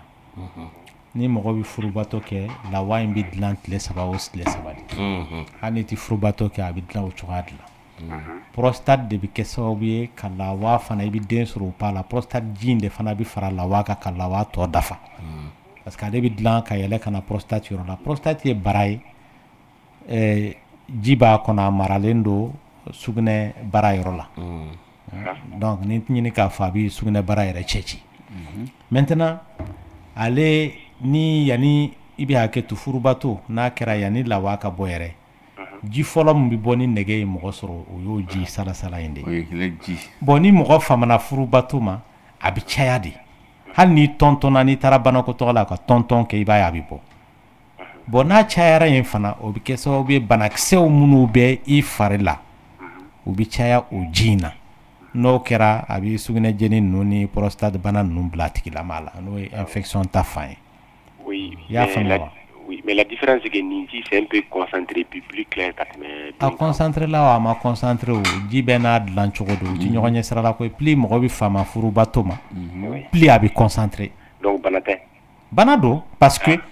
ji in bɔbaliya in y'a to banakisɛw donn'a la a bɛ n'a fɔ n'i mana daga fa ji la i ye dɔgɔkun 1 kɛ i t'a soli i tɛ taa buruburu sɔrɔ a la wa buruburu in ma bɔ yɔrɔ wɛrɛ o nka dilanla ji in de la voilà. Et puis la deuxième chose aussi ni n bɛ furulabato la sisan d'abord le premier coup je peux même pas faire 30 secondes maximum 1 minute mais mais filanan na je peux faire 40 25 minutes o tɛ bana ye o ye nɛgɛ bonya kojugu de ye fɔlɔ la voilà parce que i bɛ hakili to kuma bɛ ni madame bɛ bila ɲɔgɔn na a ko la a b'a fɔ ko bana don a tɛna taa ne ko non peut-être que souvent ni ko la ko de ka ca o bɛ kɛ mais elle-même elle est à l'écoute a dɔn sa ko bana tɛ nga dɔgɔtɔrɔ ye fɛn dɔ fɔ ale ta in na ne ma o faamu dɛ banakisɛ b'ale fari la o bɛ munumunu ka taa bin lawani na o bɛ bana bila ale la o ye bana sugu jumɛn lɛminɛnpo wa chef de pisse wa o ye mun ye ayi an fɛ yan i m'a ye dɔgɔtɔrɔ hali ni parce que a ko a b'a ŋɛɲɛ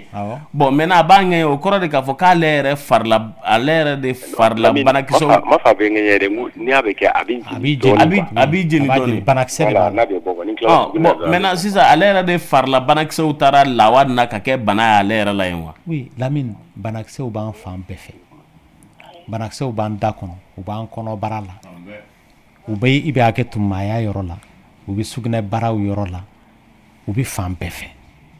olu yɛrɛ de b'an fari dɛmɛ ka banakisɛ dɔw kɛlɛ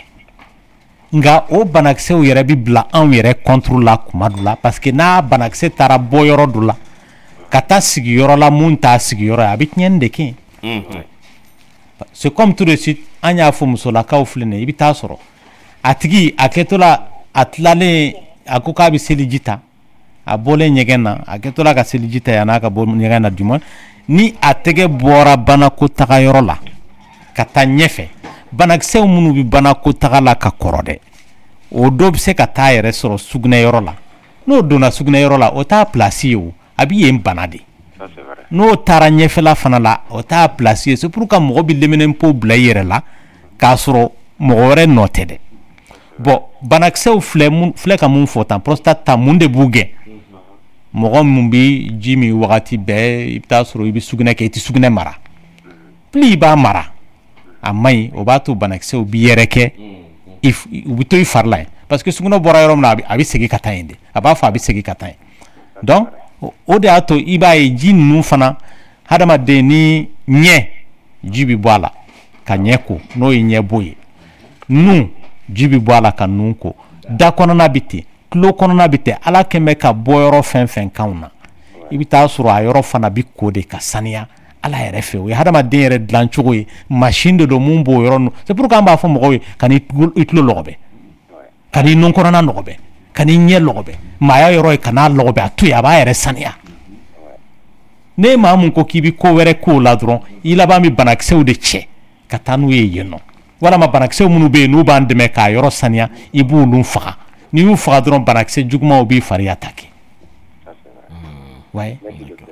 madame ko k'a bɛ fɛ ka kuma si awɔ Tulobo tulo in bɛ bɔ allo madame oui i b'a kɛ to monsieur Lenko oui Anso an b'a yɛrɛ filɛ na docteur somɔgɔw baasi foyi tɛ bon ne kɔni ta ye min ye furubato nege de ti na ne na quoi n bɛ se ka furubato kɛ siɲɛ caman mɛ n tɛ damu sɔrɔ a la n b'a kɛ ten dɔrɔn o de bɛ na n na bon n tɛ se k'o sababu dɔn tan nɔ i bɛ taa dɔgɔtɔrɔso de la ɲininkaliw ni sɛgɛsɛgɛliw kɔfɛ an bɛ se ka sababu jɔn jɔn dɔw la parce que o sababu ka ca awɔ dɔgɔtɔrɔ sababu ka ca i bɛ se ka fila fɔ an ye a sababu la wa oui oui est-ce que je peux avoir le numéro du docteur hors antenne s'il vous plaît a bɛna d'i ma i b'a ta n'i ye téléphone bila dɔrɔn an b'a d'i ma ok merci awɔ dɔgɔtɔrɔ i bɛ se ka sababu fila dɔrɔn fɔ n'a ka ca fila dɔrɔn fɔ an ye an bɛ tɛmɛ ni dimi b'i sɔrɔ furubato senfɛ i tɛ diya foyi sɔrɔ a la ni dimi b'i sɔrɔ awɔ dimi sababu de ye mun ye o ye lɛminɛnpo banakisɛ walama i joginnen don maa dɔw bɛ yen i bɛ taa sɔrɔ n'i furulen don maa ma mun man di ye i tɛ nafa foyi sɔrɔ a la mɔgɔ mun i bɛ taa sɔrɔ furubato fɔlɔ kɛcogo fɛ a tigi fɛ o b'a to furubato lɔgɔ bɛ bɔ a la maa dɔw ta ye bingani ye mɔgɔ mun i bɛ taa sɔrɔ a tigi yɛrɛ bɛnkɛ binna ka denmisɛnninlama walama cɛ dɔ binna ka ten dɔrɔn donc furubato kɔnɔ a b'a kɛ choc ye a tigi la traumatisme sababu ka ca voilà a bɛ fama ko ka ca dɔgɔtɔrɔ ka numéro ye 79 28 55 47 79 28 55 47 nka n'i y'a wele sa i t'a sɔrɔ a bɛ micro la dɔgɔtɔrɔ bataki cayara ko k'i ɲininka ko k'i fo fɔlɔ kosɛbɛ kosɛbɛ i ka nin ɲɛfɔli ninnu na ko que signifie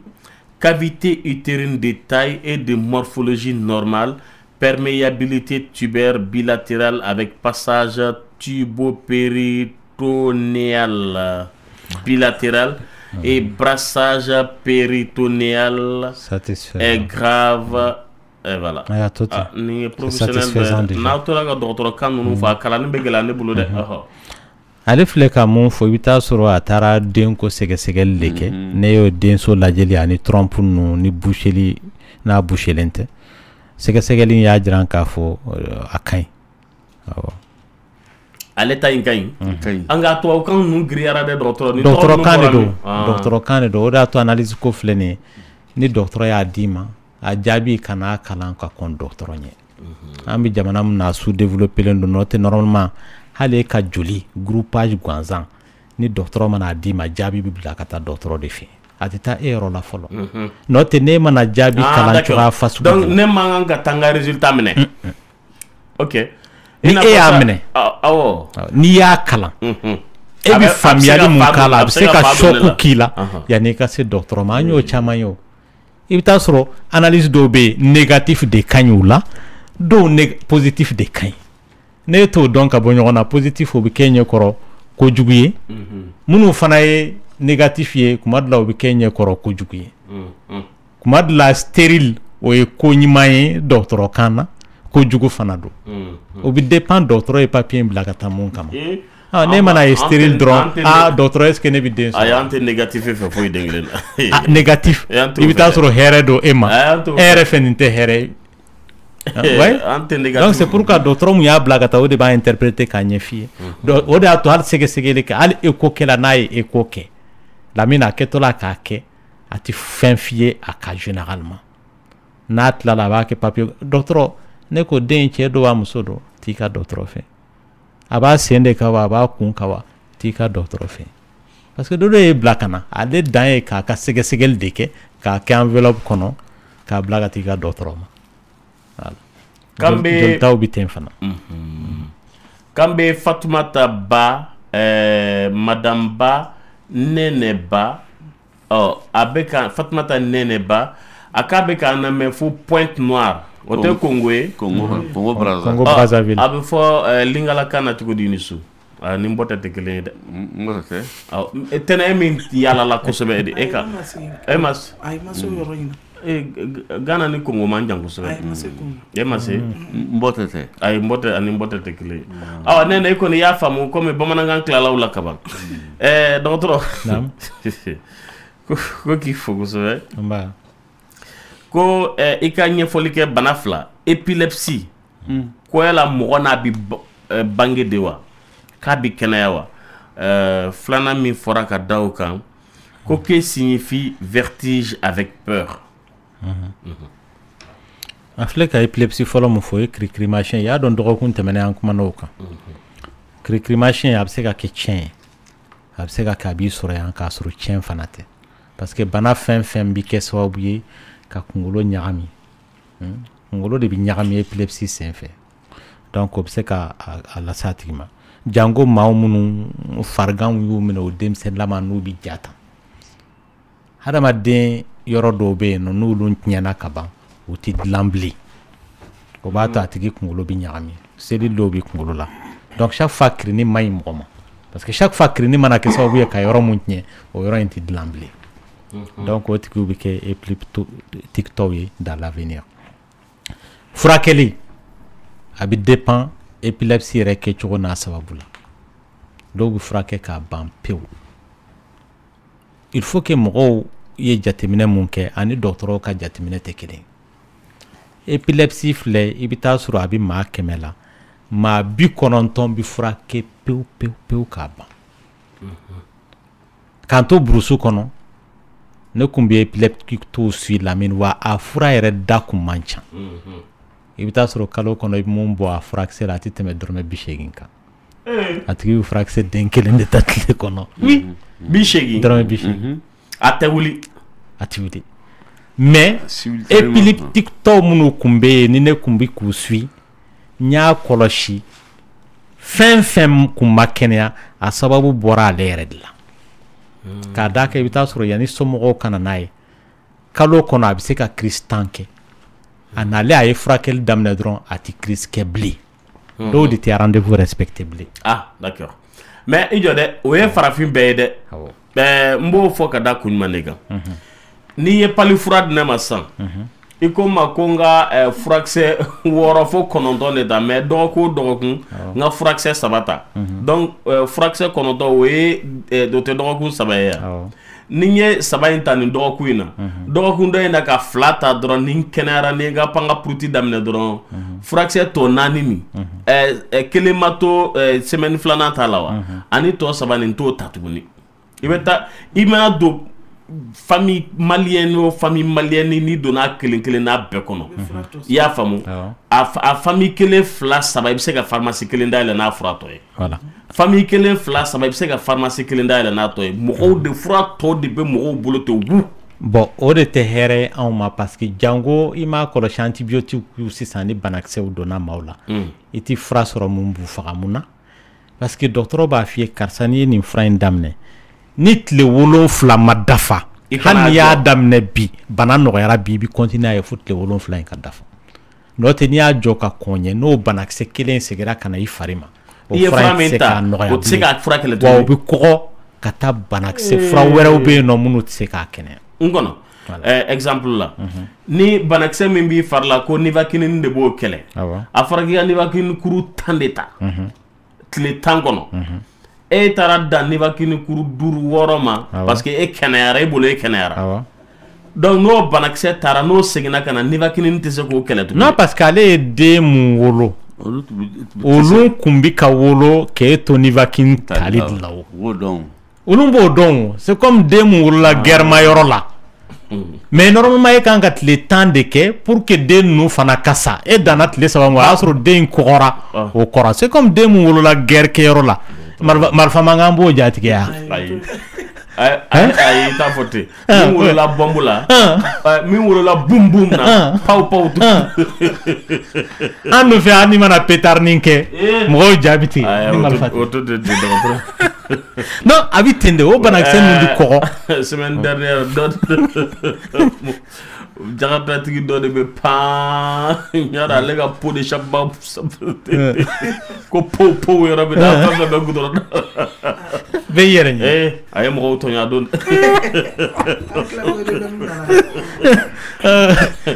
ko pow ko pour an bɛɛ y'a ye. Lamine est-ce que b'a dɔn mɔgɔw bɛ tagama na mais mɔgɔw jasigilen tɛ. o to de o y'a fɔlɔ ye Lamine donc traitement ko in mɔgɔw t'a suit. O kɔrɔ de ko hali ni crise t'a tigi la bilen i bɛ continuer ni traitement ye ka t'i ka rendez-vous respecté wa ni fura fana kan ka jɔ dɔgɔtɔrɔ de b'a f'i ye a bɛ jɔ n'o tɛ a man kan tɛ ka jɔ ni épilepsie bɛ mɔgɔ la furakɛli bɛ se ka taa fo san 2 la hali ni foyi t'a tigi la ni san 2 dafara k'a sɔrɔ problème t'a tigi la dɔgɔtɔrɔ bɛ dɔ bɔ fura la kelen parce que il faut que fura in bɛ n'a fɔ kunkolo ma drogue de ye n'i girinna k'a jɔ dɔrɔn kunkolo bɛ réaction ni mun kɛ a bɛ continuer k'a kɛ il faut que a k'a bɔ fari la dɔɔni dɔɔni. O de ye épilepsie kɛnɛyali gɛlɛya bon mɔgɔw dɔw fana bɛ i bɛ taa sɔrɔ épilepsie yɛrɛ t'u la donc olu taara dɔgɔtɔrɔso la o ma kɛnɛya a bɛ maaw ɲɛna ko nin ye épilepsie de ye mun dɔgɔtɔrɔw fana ma se k'a kɛnɛya parce que kunkololabanaw ka ca minnu dɔgɔtɔrɔ tɛ se k'u furakɛ k'a ban farafinfura tɛ se k'u furakɛ k'a ban bon o ye épilepsie ko ye a tilala ka ɲininkali wɛrɛ kɛ tuguni ko typhoïde k'i ka ɲɛfɔli kɛ. Ayiwa a bɛ se ka kɛ a bɛ fɛ ka typhoïde in de faamu a bɛ mɔgɔ minɛ cogo di ani a tɔlakaw sa kɛ bon c'est vrai que typhoïde nin fana ma ɲɛfɔ mɔgɔw ye ka ɲɛ dɔgɔtɔrɔ parce que Lamine a ɲɛfɔra kojugu typhoïde a ɲɛfɔra kojugu de o de y'a to a kɛra problème yɛrɛ ye anw fɛ yan awɔ mɔgɔ mana wuli sisan a tigi de bɛ taa dɔgɔtɔrɔso la k'a fɔ dɔgɔtɔrɔ ma typhoïde de bɛ ne la o yɛrɛ de b'u ka diagnostic kɛ dɔw yɛrɛ bɛ yen nɔ o kɛn bɛ k'a kɛ cipro tali ye sa u si bɛɛ u bɛ ka cipro de ta hali mun si ma se cipro ta ye tɛ se que ni mɔgɔ min bɛ san 16 la mais n'i ye cipro ta a bɛ kɛ sababu ye ka dɔ bɔ i ka janyani na. cipro tɛ antibiotique de ye. awɔ cipro bɛ dɔ de tigɛ ka bɔ mɔgɔ kundama na. ni i ma kɛ balo ye i man kan n'i y'a ta i kundama kan ka hakɛ mun sɔrɔ i t'o sɔrɔ bilen. Dɔgɔtɔrɔ n'i bɛ nin ko ni ninnu fɔ to k'a faranfasiya dɛ ba ne ni ɲɔgɔnna caman n'an taara dɔgɔtɔrɔso la n'an y'a sɛbɛnlen sɔrɔ Cipro min y'a sɛbɛn a man k'a tigi non mun b'a sɛbɛn ale b'a dɔn a kan k'a sɛbɛn mɔgɔ mun bɛ si hakɛ mun na la an tɛ mɔgɔ jan ye ka kɔrɔ o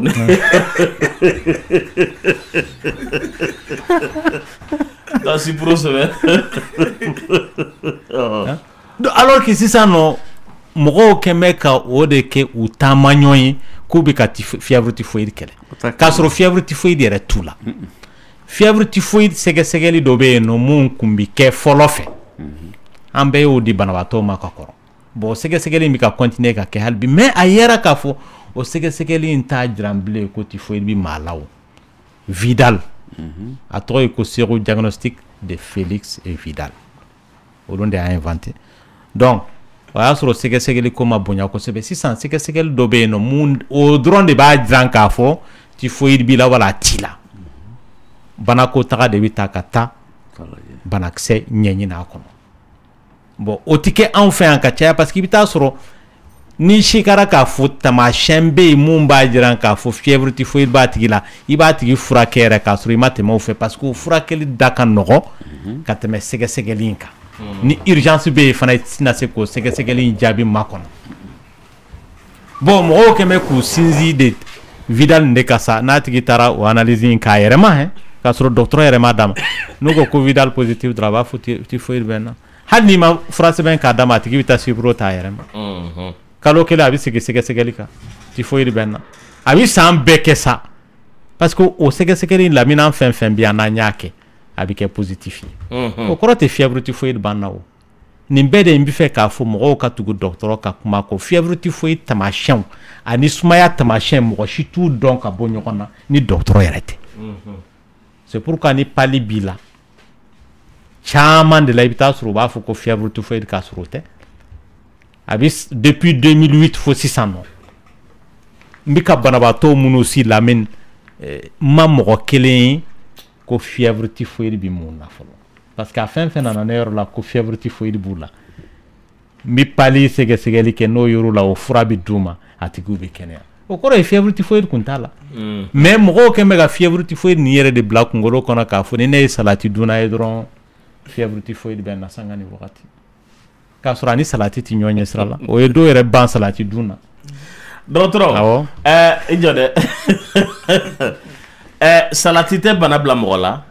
a tɛ banakisɛ de bɛ bana bila en fait salati tɛ fièvre typhoïde di mɔgɔ ma ayi d'accord sɛfan dun a tɛ pali bila mɔgɔ la ayi tiga tɛ pali di mɔgɔ ma i jɔ u bɛ fɛn wɛrɛ fana fɔ kaba tɛ pali kɛ mɔgɔ la ayi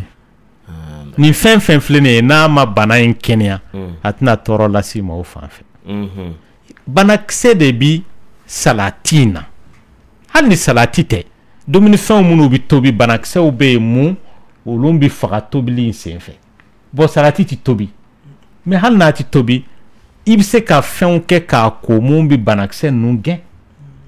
walasa a kana bana bila i la parce que a yɛrɛ bɔra yɔrɔ min na a tɛmɛna tɛgɛ caman fɛ a falenna yɔrɔ min na banakisɛw bɛ fan bɛɛ fɔ hali n'o y'a sɔrɔ e y'i ka dumuni tasa de dayɛlɛlen to yen nɔ parce que fièvre typhoïde banakisɛ bɛ sɔrɔ da de fɛ dumuni hali n'i tɛgɛ nɔgɔlen don hali mɔgɔ mun taara tout de suite ka an b'a fɔ ko banakisɛ in bɛ banakotaga la dɔ kɔnɔ bolilen don o taara banakotaga la i bɛ taa sɔrɔ a tigi yɛrɛ banakisɛ in b'o la o banakisɛ in bɛ taa dimɔgɔw bɛ taa don banakotaga in na ka n'o sigi e ka dumuni tasa kunna e ma dumuni datugu i bɛ taa sɔrɔ e mana don i bɛ taa sɔrɔ a bɛ fièvre typhoïde la o ni salati bɛ ɲɔgɔn ɲɛ sira la dɔgɔtɔrɔ awɔ ko kelen kabakoya bɛ ne la bi mɔgɔ n bɛna min fɔ a bɛ se bon c'est une question idiote a bɛ ne yɛrɛ de engagé dɔrɔn mais bi mɔgɔ kɛlɛbaw ko bi mɔgɔ jɛlen ka tɛmɛ kunun mɔgɔ kan contraire de don bi mɔgɔw de nɔgɔlen don ka tɛmɛ kunun mɔgɔ kan kunun mɔgɔw an somɔgɔw ye fɛn caman f'anw ye a b'anw ɲɛna ko bagabagako don alors que u y'a ye k'a fɔ nafa de b'a la fɔlɔ fɛ an ka mɔgɔkɔrɔba si tɛ yen nɔ ko i bɛ taa kɛnɛma k'e de bɛ dumuni kɛ kɛnɛma e y'o ye o t'a kɛ mɔgɔ fɛ yen yɛrɛ i tɛ dumuni kɛ maa fɛ yen wa i t'i da waga mɔgɔ kɛrɛfɛ e m'a ye hali ni mɔgɔ bɛna da waga kɛ u b'a fɔ i k'i tɛgɛ don i da la gansan tɛ koyi parce que n'i y'a kɛ kɔrɔw mun b'a la o de ye k'a fɔ i da wagalen di mɔgɔ kana don a la soso kana don a la mɔgɔ kan'i da kɔnɔna yɛrɛ ye voilà mɔgɔw kan'i parce que fɔlɔ fɛ ko caman bɛ yen ni mɔgɔw y'i da kɔnɔna u bɛ se ka baara kɛ o bɛ fɛn dɔ fila voilà mais ko ka ca mun hali bana fanfɛla la mun a b'i lakana o y'a fɔlɔ ye filanan e delila ka dumuni tasa dayɛlɛlen kabini wagati min na dumuni tasaw tun bɛ dilan ni jiriw de ye abada i t'a dayɛlɛlen hali ji bɛ min fɛn mun na hali ni fiɲɛ tɛ maa mun fɛ i y'a dɔn a bɛ dilan ni golo ninnu de ye bara mun jiw bɛ k'u la o y'a sɔrɔ o de ye furuko ye o tile la ba golo ninnu ni saga golo donc i bɛ taa sɔrɔ a da sirilen don a da tɛ to yen n'a da tora yen ten dɔrɔn u b'a fɔ n'i y'a dayɛlɛlen to yen jinɛ bɛ n'a maa la kɔrɔ de bɛ nin bɛɛ la parce que banaw bɛ sɔrɔ o cogoya ninnu bɛɛ fɛ donc n'i y'a kɔlɔsi olu kun jɛlen don ka tɛmɛ sisan mɔgɔw ka mun moyen bɛɛ b'an ye walasa an ka jɛya mais au contraire a nɔgɔlen don parce que ne tun bɛ k'o fɔ kun min na bana min n ko bi mɔgɔ nka an jantolen don an kɔlɔsilen don an jɛlen don nka banakisɛ min bɛ yen bi o tun tɛ yen kunun n'i y'a bana sigi 180 bɛ yera an de tile la bi o ma ye ninnu tile la a dun fɔra ko an avancelen don ko ɲinini caman kɛra ka taa ɲɛfɛ donc o ɲinini ninnu tɛ ka nafa ɲa plus hadamadenw bɛ caya ka taa fɛ plus banaw bɛ jɛnsɛn a faamuna banakisɛ ninnu nana ka kɔn an ye wa an bɛ taa k'u to yen nɔ ayiwa n'Ala sɔnna o bɛɛ de b'a la o bɛɛ de b'a la donc éradiquer ko kuma min bɛ fɔ la nin éradiquer ka banakisɛ kɛlɛ k'a ban tayi diɲɛ kɔnɔ o kuma o tɛ tiɲɛ ye o tɛ se ka kɛ o Lamine ça c'est pas possible parce que i b'a dɔn hadamaden Ala de y'an da walasa an ka diɲɛ yɛrɛ kan ta ye Ala de ye hakili k'an na pour que i ka diɲɛ k'i sago ye tiɲɛ don mais kuma dɔ la i kɛtɔla ka diɲɛ yɛrɛ de k'i sago ye dɛ diɲɛ fana bi e kɛ a sago ye Ebola banakisɛ in a sɔrɔla tu de kɔnɔ wa banakisɛw bɛ o tu bɛɛ la bamananw b'a fɔ ko n'i ma tu kɔngɔ i t'a kɔnɔna ko si dɔn o kɛtɔla ka kɔngɔ de o banakisɛw cɛra yen ka n'u yɛrɛ sɔrɔ dugu kɔnɔ an de taara bagaw ma sida ta bi ten banaw caman bɛ yen i bɛ taa sɔrɔ a bɛ baganw de la sida baganw minnu ni hadamadenw yɛrɛ tɛ ɲɔgɔn ɲɛ sira la n'an taara baga o baganw ma de sa mun bɛ k'olu na o tɛ k'an na sisan n'olu ka banakisɛw yɛlɛmana olu bɛ kɛ hadamaden banakisɛw ye donc pour te dire que kuma dɔ la an yɛrɛ de bɛ taa e m'a ye ko jinɛ sokala yɔrɔw la parce que jinɛw tun bɛ yen nɔ an taara u gɛn ka b'u ka yɔrɔ la minnu fana taara o banakisɛ ninnu ta ka na olu fana y'an tɔɲɔ sa ni jinɛ bana y'i sɔrɔ olu gɛnna kungo kɔnɔ bagan minnu bɛ kungo kɔnɔ n'u fariw bɛ tigɛ tigɛ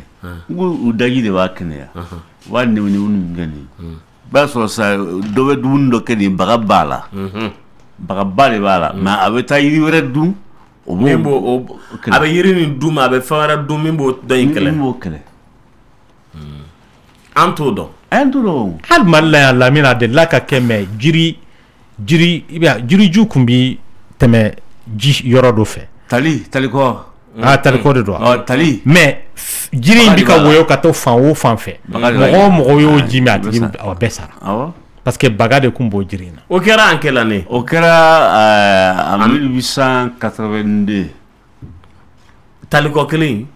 a bɛ wele de ko Koyamugu u ye monument jɔyɔrɔ minɛ sa sofacɛ min bɛ sanfɛla in na o kɛra Samuru tile kɛlɛ de la o Bɔrɔji de bɔra ka kɛlɛ n'i taara yɔrɔ in na i tɛ farakuru gabakuru ton tonnen ɲɔgɔn kan yan wa bon su de b'o kɔrɔ ye o parce que yiri in bɛ yen de ko tali mɛ ye ko talikɔ wa kɔ tali in bɛ kɔ da la bon kɔ lili in bɛ jigin yiri ji in de la ji min bɛ bɔ kulu la a bɛ na yiri lili nin de ko yiri lili in donnen do kɔ la donc ji bɛ tɛmɛ ka taa baga de b'a jira mɔgɔ min y'a ji min a bɛ sa baga de a ye mɔgɔ caman faga yɛrɛ kɛlɛkɛla caman faga tubabu b'a la farafin b'a la bon o ye jiri fan fɛ kungo kɔnɔ baganw fana bɛ yen n'i y'a dun tellement fɛngɛ ka ca u la baga ka ca u la a tigi fana t'a ni si ta ntori de bɛ wa fɔ ma ko karapo karapo bɛfini n'i y'a omoplate la ya a kaman fɛgɛfɛgɛ fila baga de bɛ yen n'i y'a bisi dɔrɔn a nɔnɔ bɛ bɔ o bagaba hali n'a b'i tɛgɛ la t'i tɛgɛ ko dɛ n tɛ poison don saw n'u ka fɛnw o tɛ maga la koyi an ɲana k'a b'i funu olu kɔnɔ de ayi o tɛ maga la baara min don ani bɛ retraite ntorini kunna fitinin minnu bɛ yen nɔ samiya wagatini fo bilemani fo bɛ panpan sokɔnɔna la ayi o bilemani minnu filɛ nin ye fo kilo caman la o fana ye baga de ye u si tɛ maga olu la olu bɛ yɛlɛ yiri de la bon o ka ca Madagascar ni Indonésie u bɛ yɛlɛ yiri de la ka t'u kili da yiri la yiri furancɛ ji nin bɛ yen dɛ u bɛ taa kili da yen de bon ni den in tɔrɔ la a titarilama u bɛ yɛlɛ ba kɔ la a bɛ jigin n'u ye dɔrɔn a bɛ soli ji kunna dɔrɔn u bɛ yɛrɛ ka jigin ji la u bɛ to ka adamadenya tɔ kɛ bon u tɛ maga olu la fɛ u bilemaniw i b'u bilemani na dɔrɔn u tɛ maga olu la dɛ dɔw ye jaune ye dɔw ye bileman ye u bɛ kalama dɛ dɔgɔtɔrɔ a ko ye nin ye sa o nka miselen ko a dɔnna cogo di ko baga in de bɛ ka mɔgɔ faga o wagati la parce que 1800 combien a dɔnna cogo di parce que mɔgɔ caman fɛn fɛn ye ji min o bɛɛ sara a dɔnna o de sen fɛ ko baga bɛ faga in na u taara o ɲini ko a yiri tigɛra ka bɔ yen dɛ ayi talibe ye bilen ya non c'est pourquoi o de y'a to hali an ka maakɔrɔw t'a faamuya mɔgɔw kana kɔ kɔrɔbɔ fɛn caman bɛ yen nɔ i bɛ taa sɔrɔ u y'a kɔlɔsi n'i ye nin kɛ u t'a k'u fiyɛ dɛ nka u b'a fiyɛ karisa kana nin kɛ ne de ko k'i b'o kɔrɔbɔ i bɛ ko y'a la parce que olu de b'a dɔn a ye tɔɔrɔ mun lase mɔgɔ ma mais kun mun a bɛ k'a lase ma hali n'u t'o dɔn u b'a dɔn kana a bɛ ɲuman lase ma wala a bɛ juguman lase ma an ka mɔgɔw ko c'est des histoires histoire tɛ dɛ ɛrɛ tilenna Parate. Dɔgɔtɔrɔ tulo b'i la. Ne mago bɛ dɔgɔtɔrɔ la de. A tulo b'i la. Dɔgɔtɔrɔ. Naam. Ne kun bɛ alimɛkitisɛri ne ka ne. A sisan ne y'o bila de ne ka ne sin falen don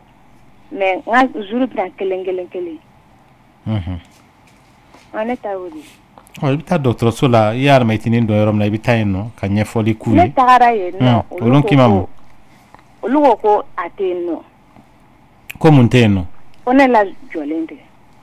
Hali n'i lajɔlen tɛ sababu ka ca mun b'a to laada tɛna k'a sɔrɔ o tɛ i lajɔlen tɛ o. N tɛ ne taara k'u ka ne lajɔ u y'o de faamu ɲɛna. A ye lajɔli dɔrɔn tɛ laada tigɛ o ne ba.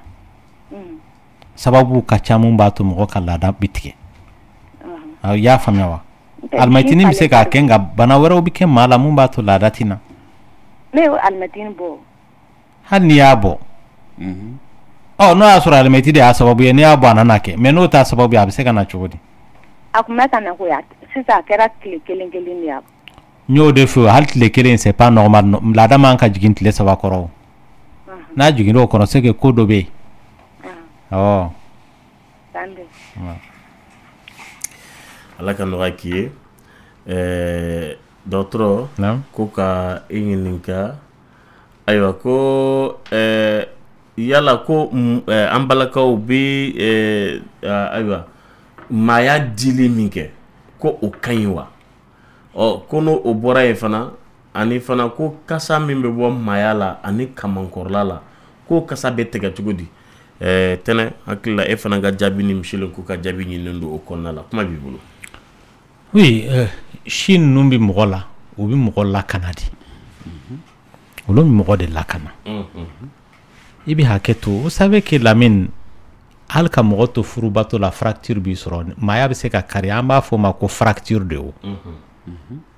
Donc musolaka i bɛ furubato la cɛlaka si ninnu b'a tigi lakana de. Nafa dɔw bɛ yen minnu ma dɔn a la dɛ nka a kɔni tɛ yen nɔ gansan nafa min dɔra a la o ye lakanani de ye. Fɛn filanan ye mun ye ni a ye ɲininkali k'o kan o ye kasa kun ye. Hadamaden farikolo a bɛ n'a fɔ machine mun bɛ baara la i y'a dɔn ni machine bɛ baara la ne ye mobili boli sisan nɔ gaz ti bɔ tuyau fɛ yan n'o ma bɔ est ce que o ka ɲi mobili yɛrɛ ma wa ma d'a la n'a b'a ni si ta dɛ parce que fɛn fɛn bɛ don hadamaden kɔnɔ a kɛra ji a kɛra dumuni a kɛra fura ye il faut que a ka bɔ yɔrɔ dɔ de sɔrɔ i farikolo la a bɔ siraw ka ca. Dɔw bɛ bɔ sugunɛ fɛ dɔw bɛ bɔ wɔsiji fɛ dɔw bɛ bɔ da fɛ nunji fɛ ɲɛ fɛ ainsi de suite donc golo fɛ maintenant farikolo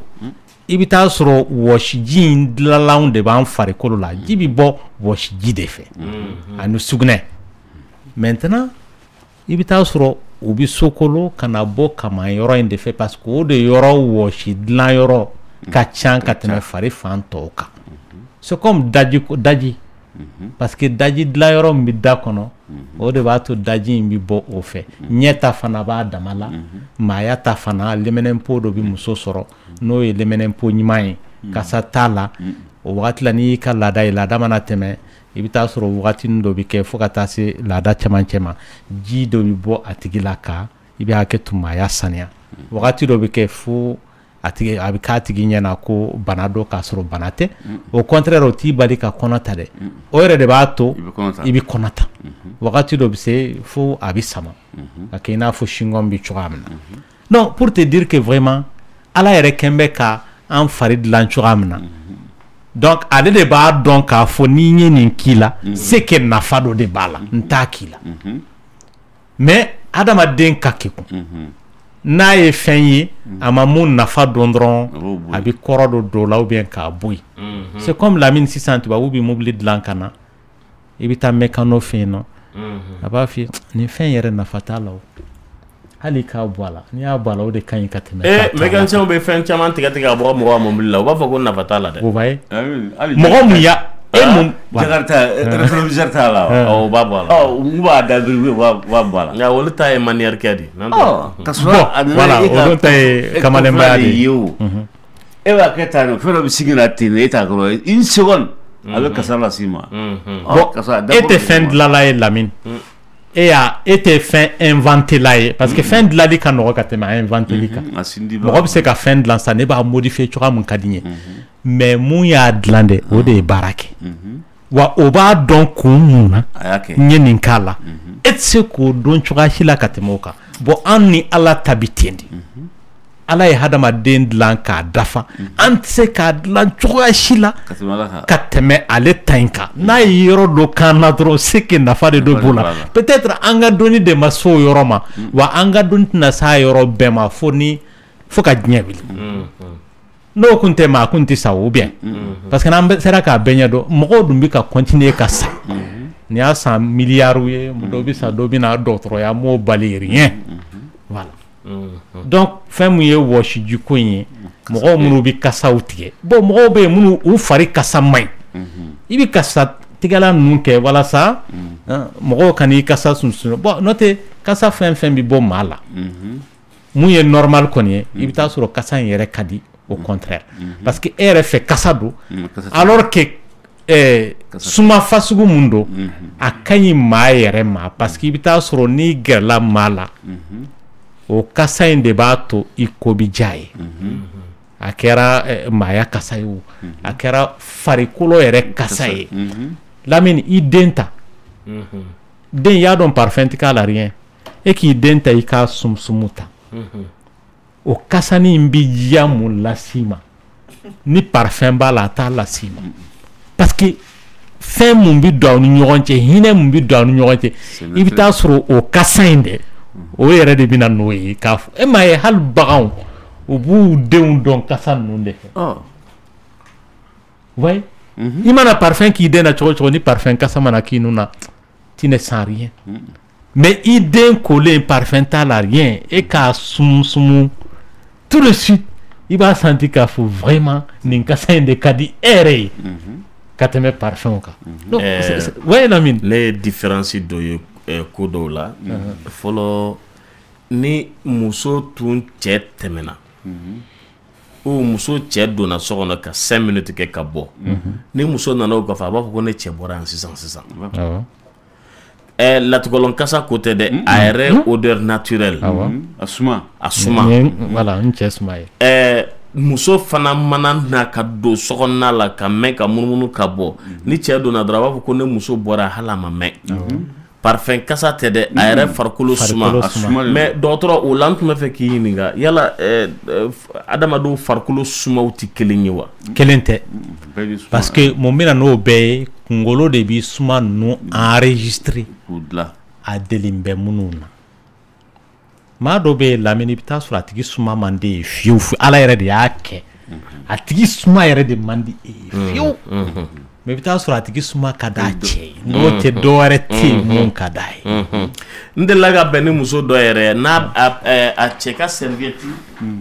a tun b'a ko cɛ taara dugu la de n'a cɛ ɲɛnafin y'a minɛ dɔrɔn a bɛ cɛ ka serviette in de ta k'o don a nun na k'o sama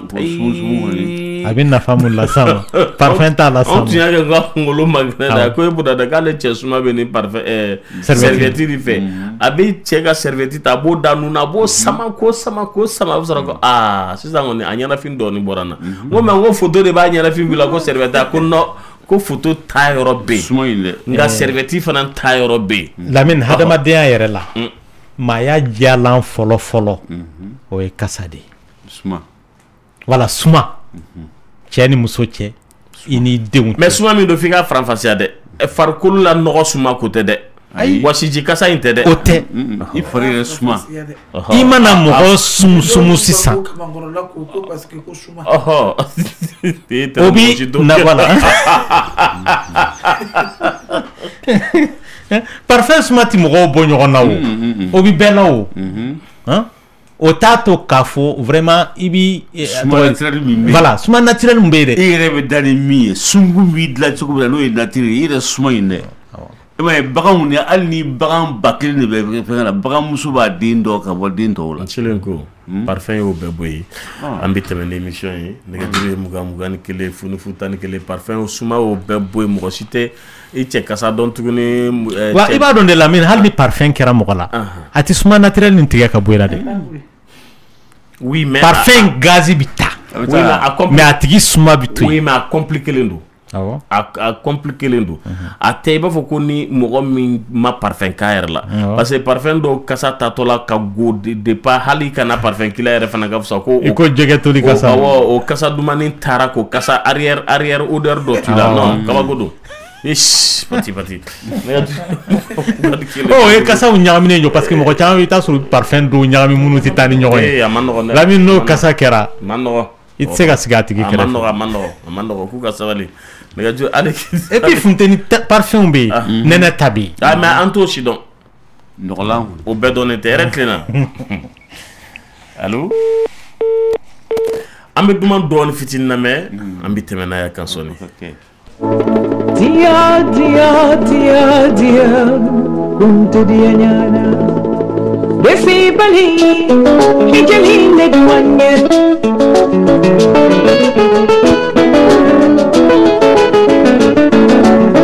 nani bali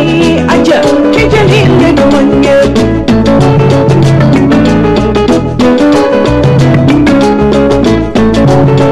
miri mani kana kasi katika duanye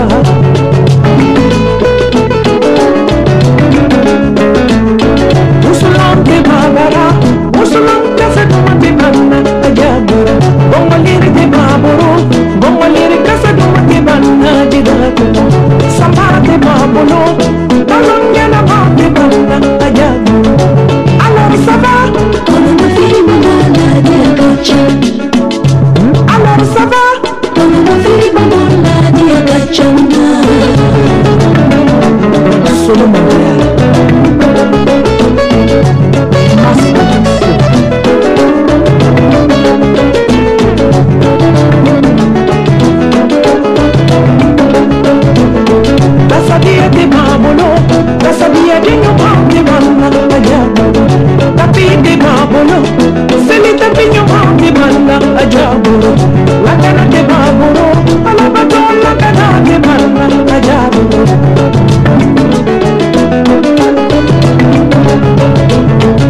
ne sambina ni re ni sango mandiana usungo ne sambina ni re ni sango mandiana usungo ne sira mongo no jaba yendo alaga hereka kambe yo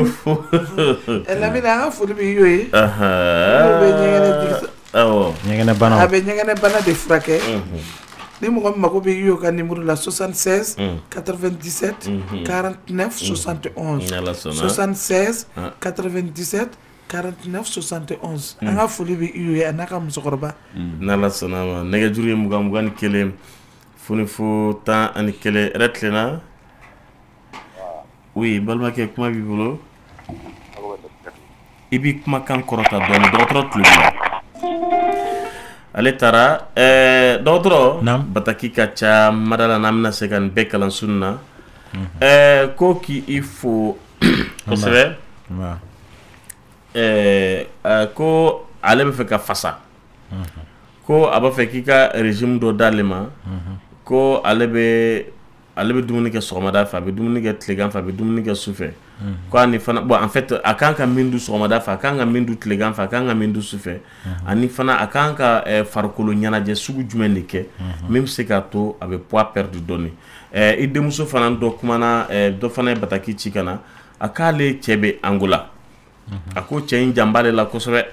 akonga abe kalo worobo bi ko chain bito ni alcha ale wule do chebe mankan chale la ako che ko ale te muso bilele ba fe kale be muso fasande fe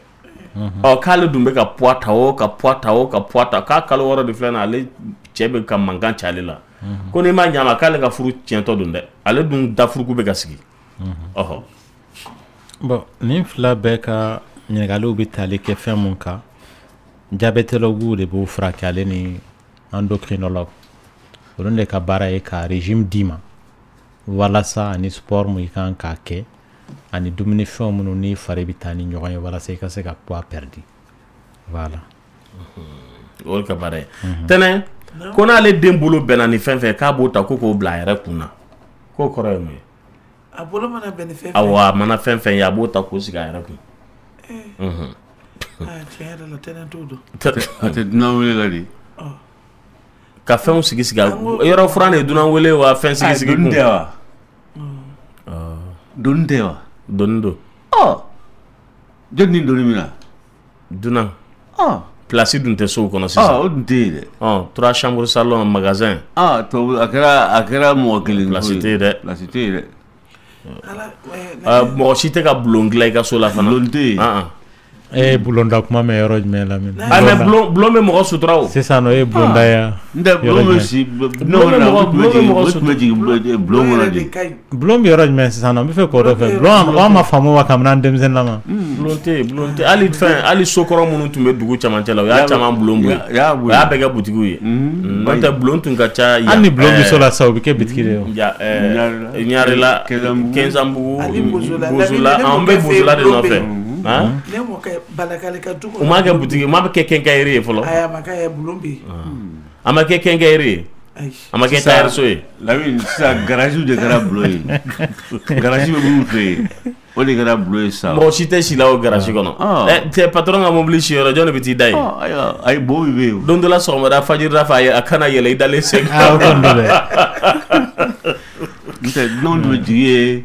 bon dumuni tun bɛ taa d'u ma ye hali ni ka bulon yɛrɛ tun bɛ mɔgɔ sutura fɛn caman tun bɛ bila bulon in kɔnɔ yen fɛn kirikara caman tɛ tɛmɛ ka sokɔnɔna sɔrɔ dutigi bɛ sigi bulon kɔnɔ de n'i wulila bulon kɔnɔ mɔgɔw ma dabɔ u y'a dabɔ bulon ma dilan gansan sokɔnɔ mɔgɔ bɛ tɛmɛ bulon de fɛ fɛn caman de tun bɛ don bulonda la n ko so kɔnɔ Lamine i tɛ se ka sokɔnɔna sɔrɔ abada ka sɔrɔ i ma tɛmɛ bulon fɛ wa i bɛ si ye i tɛ don bulon kɔnɔ i tɛ don du kɔnɔ u tɛ don du kɔnɔ makɔrɔw y'o kɛ mais bulonko kɔni ala ka nɔgɔya amina Lamine bulon yɛrɛ tile la ne hakili b'a la kɔnɔ fa sugu dɔw bɛ yen o kun tɛ don so kɔnɔ kɛ n k'u dan ye bulon kɔnɔ u bɛ t'u ka fanw dan ye i b'u ye va et vient na bulon kɔnɔ susulu tun bɛ kɛ yɔrɔ dɔ la fɛn a tun ka ɲi kojugu ayiwa monsieur le ko dunan ko de don donc o ka chambre kelen jɔli daminɛ dunanw bɛ nalen nɛgɛjuru ye 20 21 fu 10 kɛlɛ yɛrɛ tilenna allo allo allo oui an tulo b'i la oui tɔɔrɔ si tɛ ne mɔ bɛ docteur de la dɔgɔtɔrɔ tulo b'i la ne jiginna sisan n y'a kalo 5 de ne tɛ ka n ka foli ne tɛra min den tɛ ka sin min de a bɛ sin jagoya tɛ o ka bana ye ni den bɛ sin na o bɛ se ka laada tigɛ o b'a tigɛ awɔ ne hakili la n ko bana bɛ bin jagoya tɛ a ka kɛ bana ye dɛ n tɛ wele la dɔgɔtɔrɔ ko trompe ni ovaire ko différence jumɛn de b'u ni ɲɔgɔn cɛ ko tari u ye fɛn kelen ye de o tɛ ɲɔgɔn ɲɛ sira la trompe ni ovaire ye fan dilanyɔrɔ de ye ani fan marayɔrɔ trompe ye ale ka baara ye ka fan in ta ka na n'a ye denso kɔnɔ voilà dɔgɔtɔrɔ ko ni muso min mana opérer ko ka opérer accouchement parce que a tigi bɛ ka ji perdu ko yala o bɛ se ka jiginni filanan bɛ se ka kɛ ka sɔrɔ a ma kɛ ni opération ye wa oui filanan n'o tɛ ɲɔgɔn ɲɛ sira la o n'a ma ji perdu e ko problème wɛrɛ m'a sɔrɔ a tɛna k'o ye o c'est-à-dire que opération minnu bɛ kɛ opération ye wagati bɛɛ olu b'u dama la misali la ni mɔgɔ mun opéré la k'a sɔrɔ i si tɛmɛna san 19 kan ko bassin ko problème de b'i la siɲɛ wɛrɛ i b'i opéré parce que fɛn tɛna fara e bassin kan n'i tɛmɛna san 19 kan nka n'o y'a sɔrɔ a tigi opéré la bassin ko la san 16 o kɔrɔ tɛ ko n'a tigi mana san 19 sɔrɔ ko a b'i opéré bassin ko la bilen o parce que o y'a sɔrɔ bassin ma kɔgɔ ka dafa san 10 a bɛ se ka kɛ san 19 a tɛna opéré o ko la bilen donc o ye opération kɛ kun dɔw ye minnu toujours i bɛ se ka opérer o kelen kama maa dɔw bɛ yen nɔ i bɛ taa sɔrɔ dɔgɔtɔrɔ bɛ se ka tin yɛrɛ interdit u ye ka sababu kɛ bana dɔ b'u la u man ka don tin na u si bɛɛ o bɛ se ka kɛ opération kun ye kuda ye bon mɔgɔ dɔw bɛ yen nɔ i bɛ taa sɔrɔ a tigi opérer la siɲɛ 2 siɲɛ 3 donc yamaruya tɛ yen nɔ bilen o tigi ka jigin bilen siɲɛ wɛrɛ il faut k'a ka opérer ale ni opérer la san ji bɔnna kan walama opérer la den ka bon o ko bɛ se ka yɛlɛma o parce que ni ji bɔnna i ka siɲɛ wɛrɛ ji ma bɔ i kan i tɛna opérer ni den ka bon siɲɛ wɛrɛ a ka dɔgɔ i tɛna opérer o kama den bɛ ka n'a kama ye nin sen siɲɛ wɛrɛ a nana ni kunkolo ye walama sen i tɛna opérer o kama ainsi de suite voilà opération kun dɔw bɛ yen minnu bɛ to ye kuda ye dɔw fana ye wagatinin ko de ye siɲɛ wɛrɛ jagoya t'a ka ko ye mɔgɔ bɛ se ka jigin siɲɛ 10 siɲɛ 11 n'i ma opéré kɔnɔbara bɛ se ka k'i sababu dɔw fana m'o faamu n'i ko k'i b'o opéré ne ye jigin ko 10 kɛ o tuma 11 na problème tɛ se ka ye o la de c'est comme ni mɔgɔ min y'a fɔ ne ye ne a tɔgɔ ye di ko caman bɛ yen nɔ i bɛ taa sɔrɔ sumaya ye ne minɛ siɲɛ 10 siɲɛ 11 na a tɛna se k'e faga donc chaque fois que a y'i minɛ dis-toi que danger don voilà d'accord dɔgɔtɔrɔ ko muso min kɔnɔma don kalo 7 a ko ni den ye tile 5 kɛ a ma lamaga i kɔnɔ ko yala o ye problème ye wa den man ka tile 1 kɛ a ma lamaga i kɔnɔ ni sikara ta dɔgɔtɔrɔso la parce que tamasiyɛn fɔlɔ min b'a jira k'a fɔ den tɛ balo la ni musolaka yɛrɛ b'o dɔn o ye lamagali baliya de ye o de y'a to hali sisan mɔgɔw bɛ continuer ka taa ni den tolen u kɔnɔbara la dɔgɔtɔrɔso la parce que u tɛ kɔlɔsili kɛ dɔgɔtɔrɔ dun b'a f'i ye kabini kɔnɔbara mana se kalo 4 ye den lamaga mana daminɛ a tɛ dabila o dɔ de bɛ se ka bɔ a la mais a tɛ dabila donc n'i ye tile 1 kɛ i y'a ye a tɛ ka lamaga taa dɔgɔtɔrɔso la i k'a sɛgɛsɛgɛ ko mun na a tɛ ka lamaga parce que ni den mana fatu sisan ni mɔgɔ mun dɔgɔtɔrɔ ko k'a bɛ den labɔ o wagati na o tɔɔrɔ bɛ nɔgɔya ka tɛmɛ maa mun den fatura ka tile 3 kɛ parce que tile 3 kɔnɔna la den bɛ toli a bɛ pɔsɔniw de bila ka taa muso joli la donc hali n'a tigi jiginna ou bien dɔgɔtɔrɔ y'a opéré o kama i bɛ taa sɔrɔ joli bɛ na a tɛ jɔ bilen parce que muso joli la tiɲɛnen don voilà nɛgɛjuru ye 21 fonifu 11 yɛrɛ tilenna allo allo awa i ni ce nba kuma b'i bolo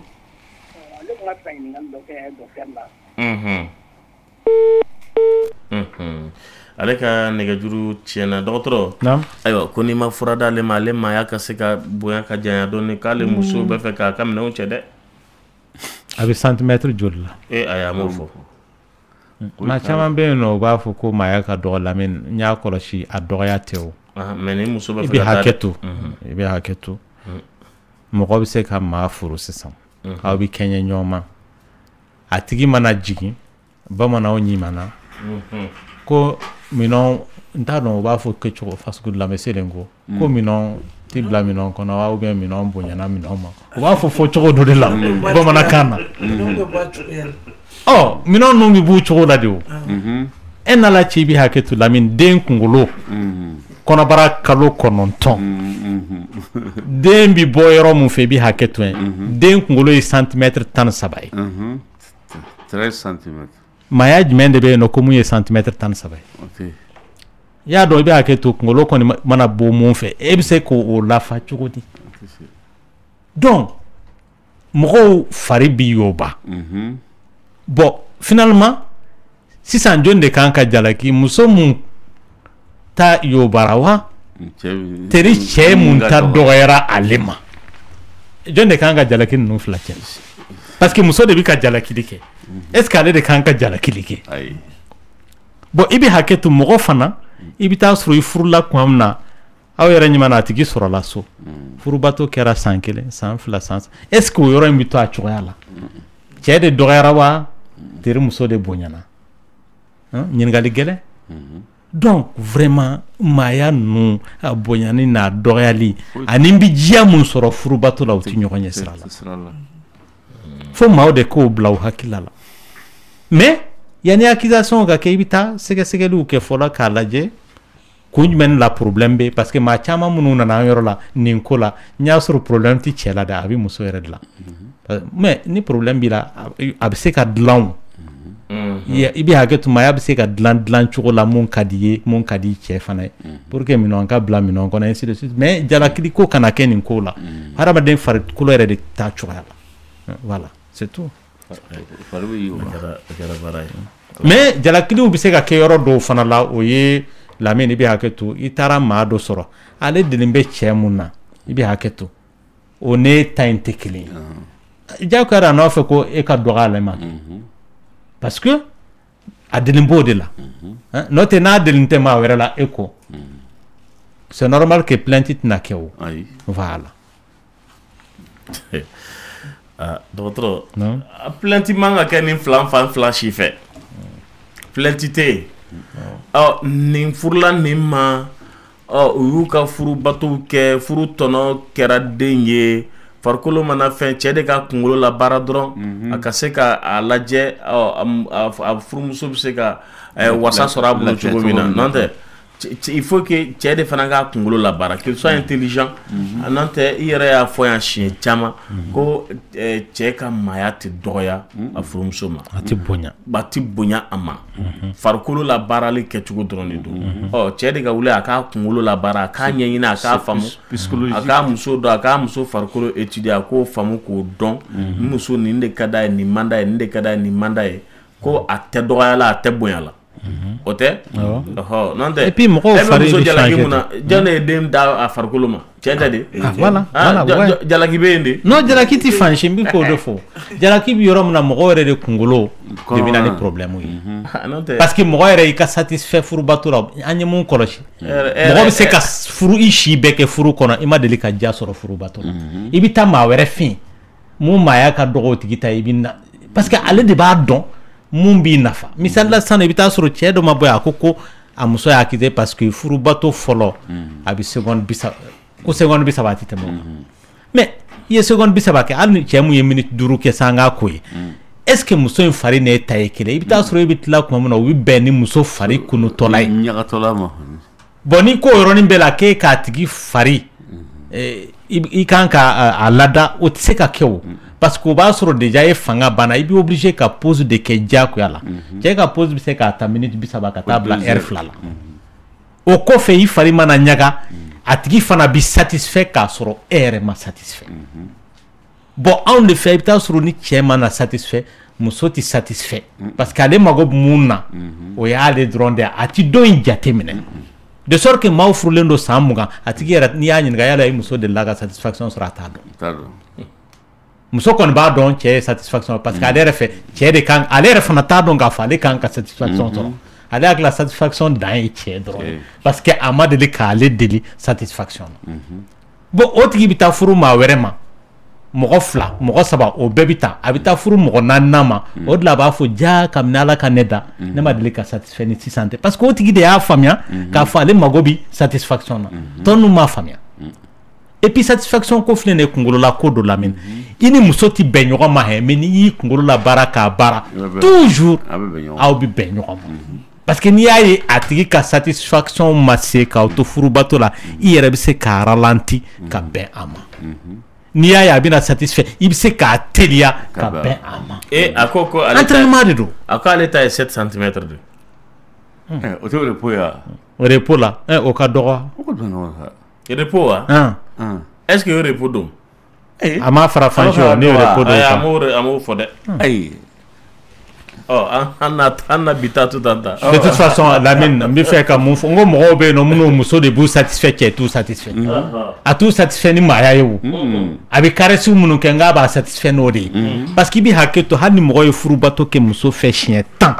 n'i t'a ka satisfaction yɔrɔw dɔn o siɲɛ 10 in t'a satisfait dɛ mais a tigi bɛ taa yɛrɛ caresse k'a yɛrɛ satisfait o ni maaya bɛ ɲɔgɔn ɲɛ sira la i k'i muso dɔn dɔrɔn muso fana k'a cɛ dɔn dɔgɔtɔrɔ a fɔ cɛ ka kunkolo la baara n'o tɛ filɛ ka yɔrɔ min senni o senni ni o ma nɔgɔn dɛ ɔhɔ muso bɛ taa muso satisfait fɛn mun bɔ mɔgɔ ka hakɛ to fɛn minnu b'olu bolo o tɔ kɔfɛ Ala ka hɛrɛ k'an bɛɛ lajɛlen ye ayiwa ka ni kuma bɔra n'a digira mɔgɔ min o tigi ka hakɛ to dɔgɔtɔrɔ ka numéro ye 79 28 55 47 79 28 55 47 a ka ɲuman bɔ su la dia dia dia dia kunte dia nyana defi bali hijali ne duanye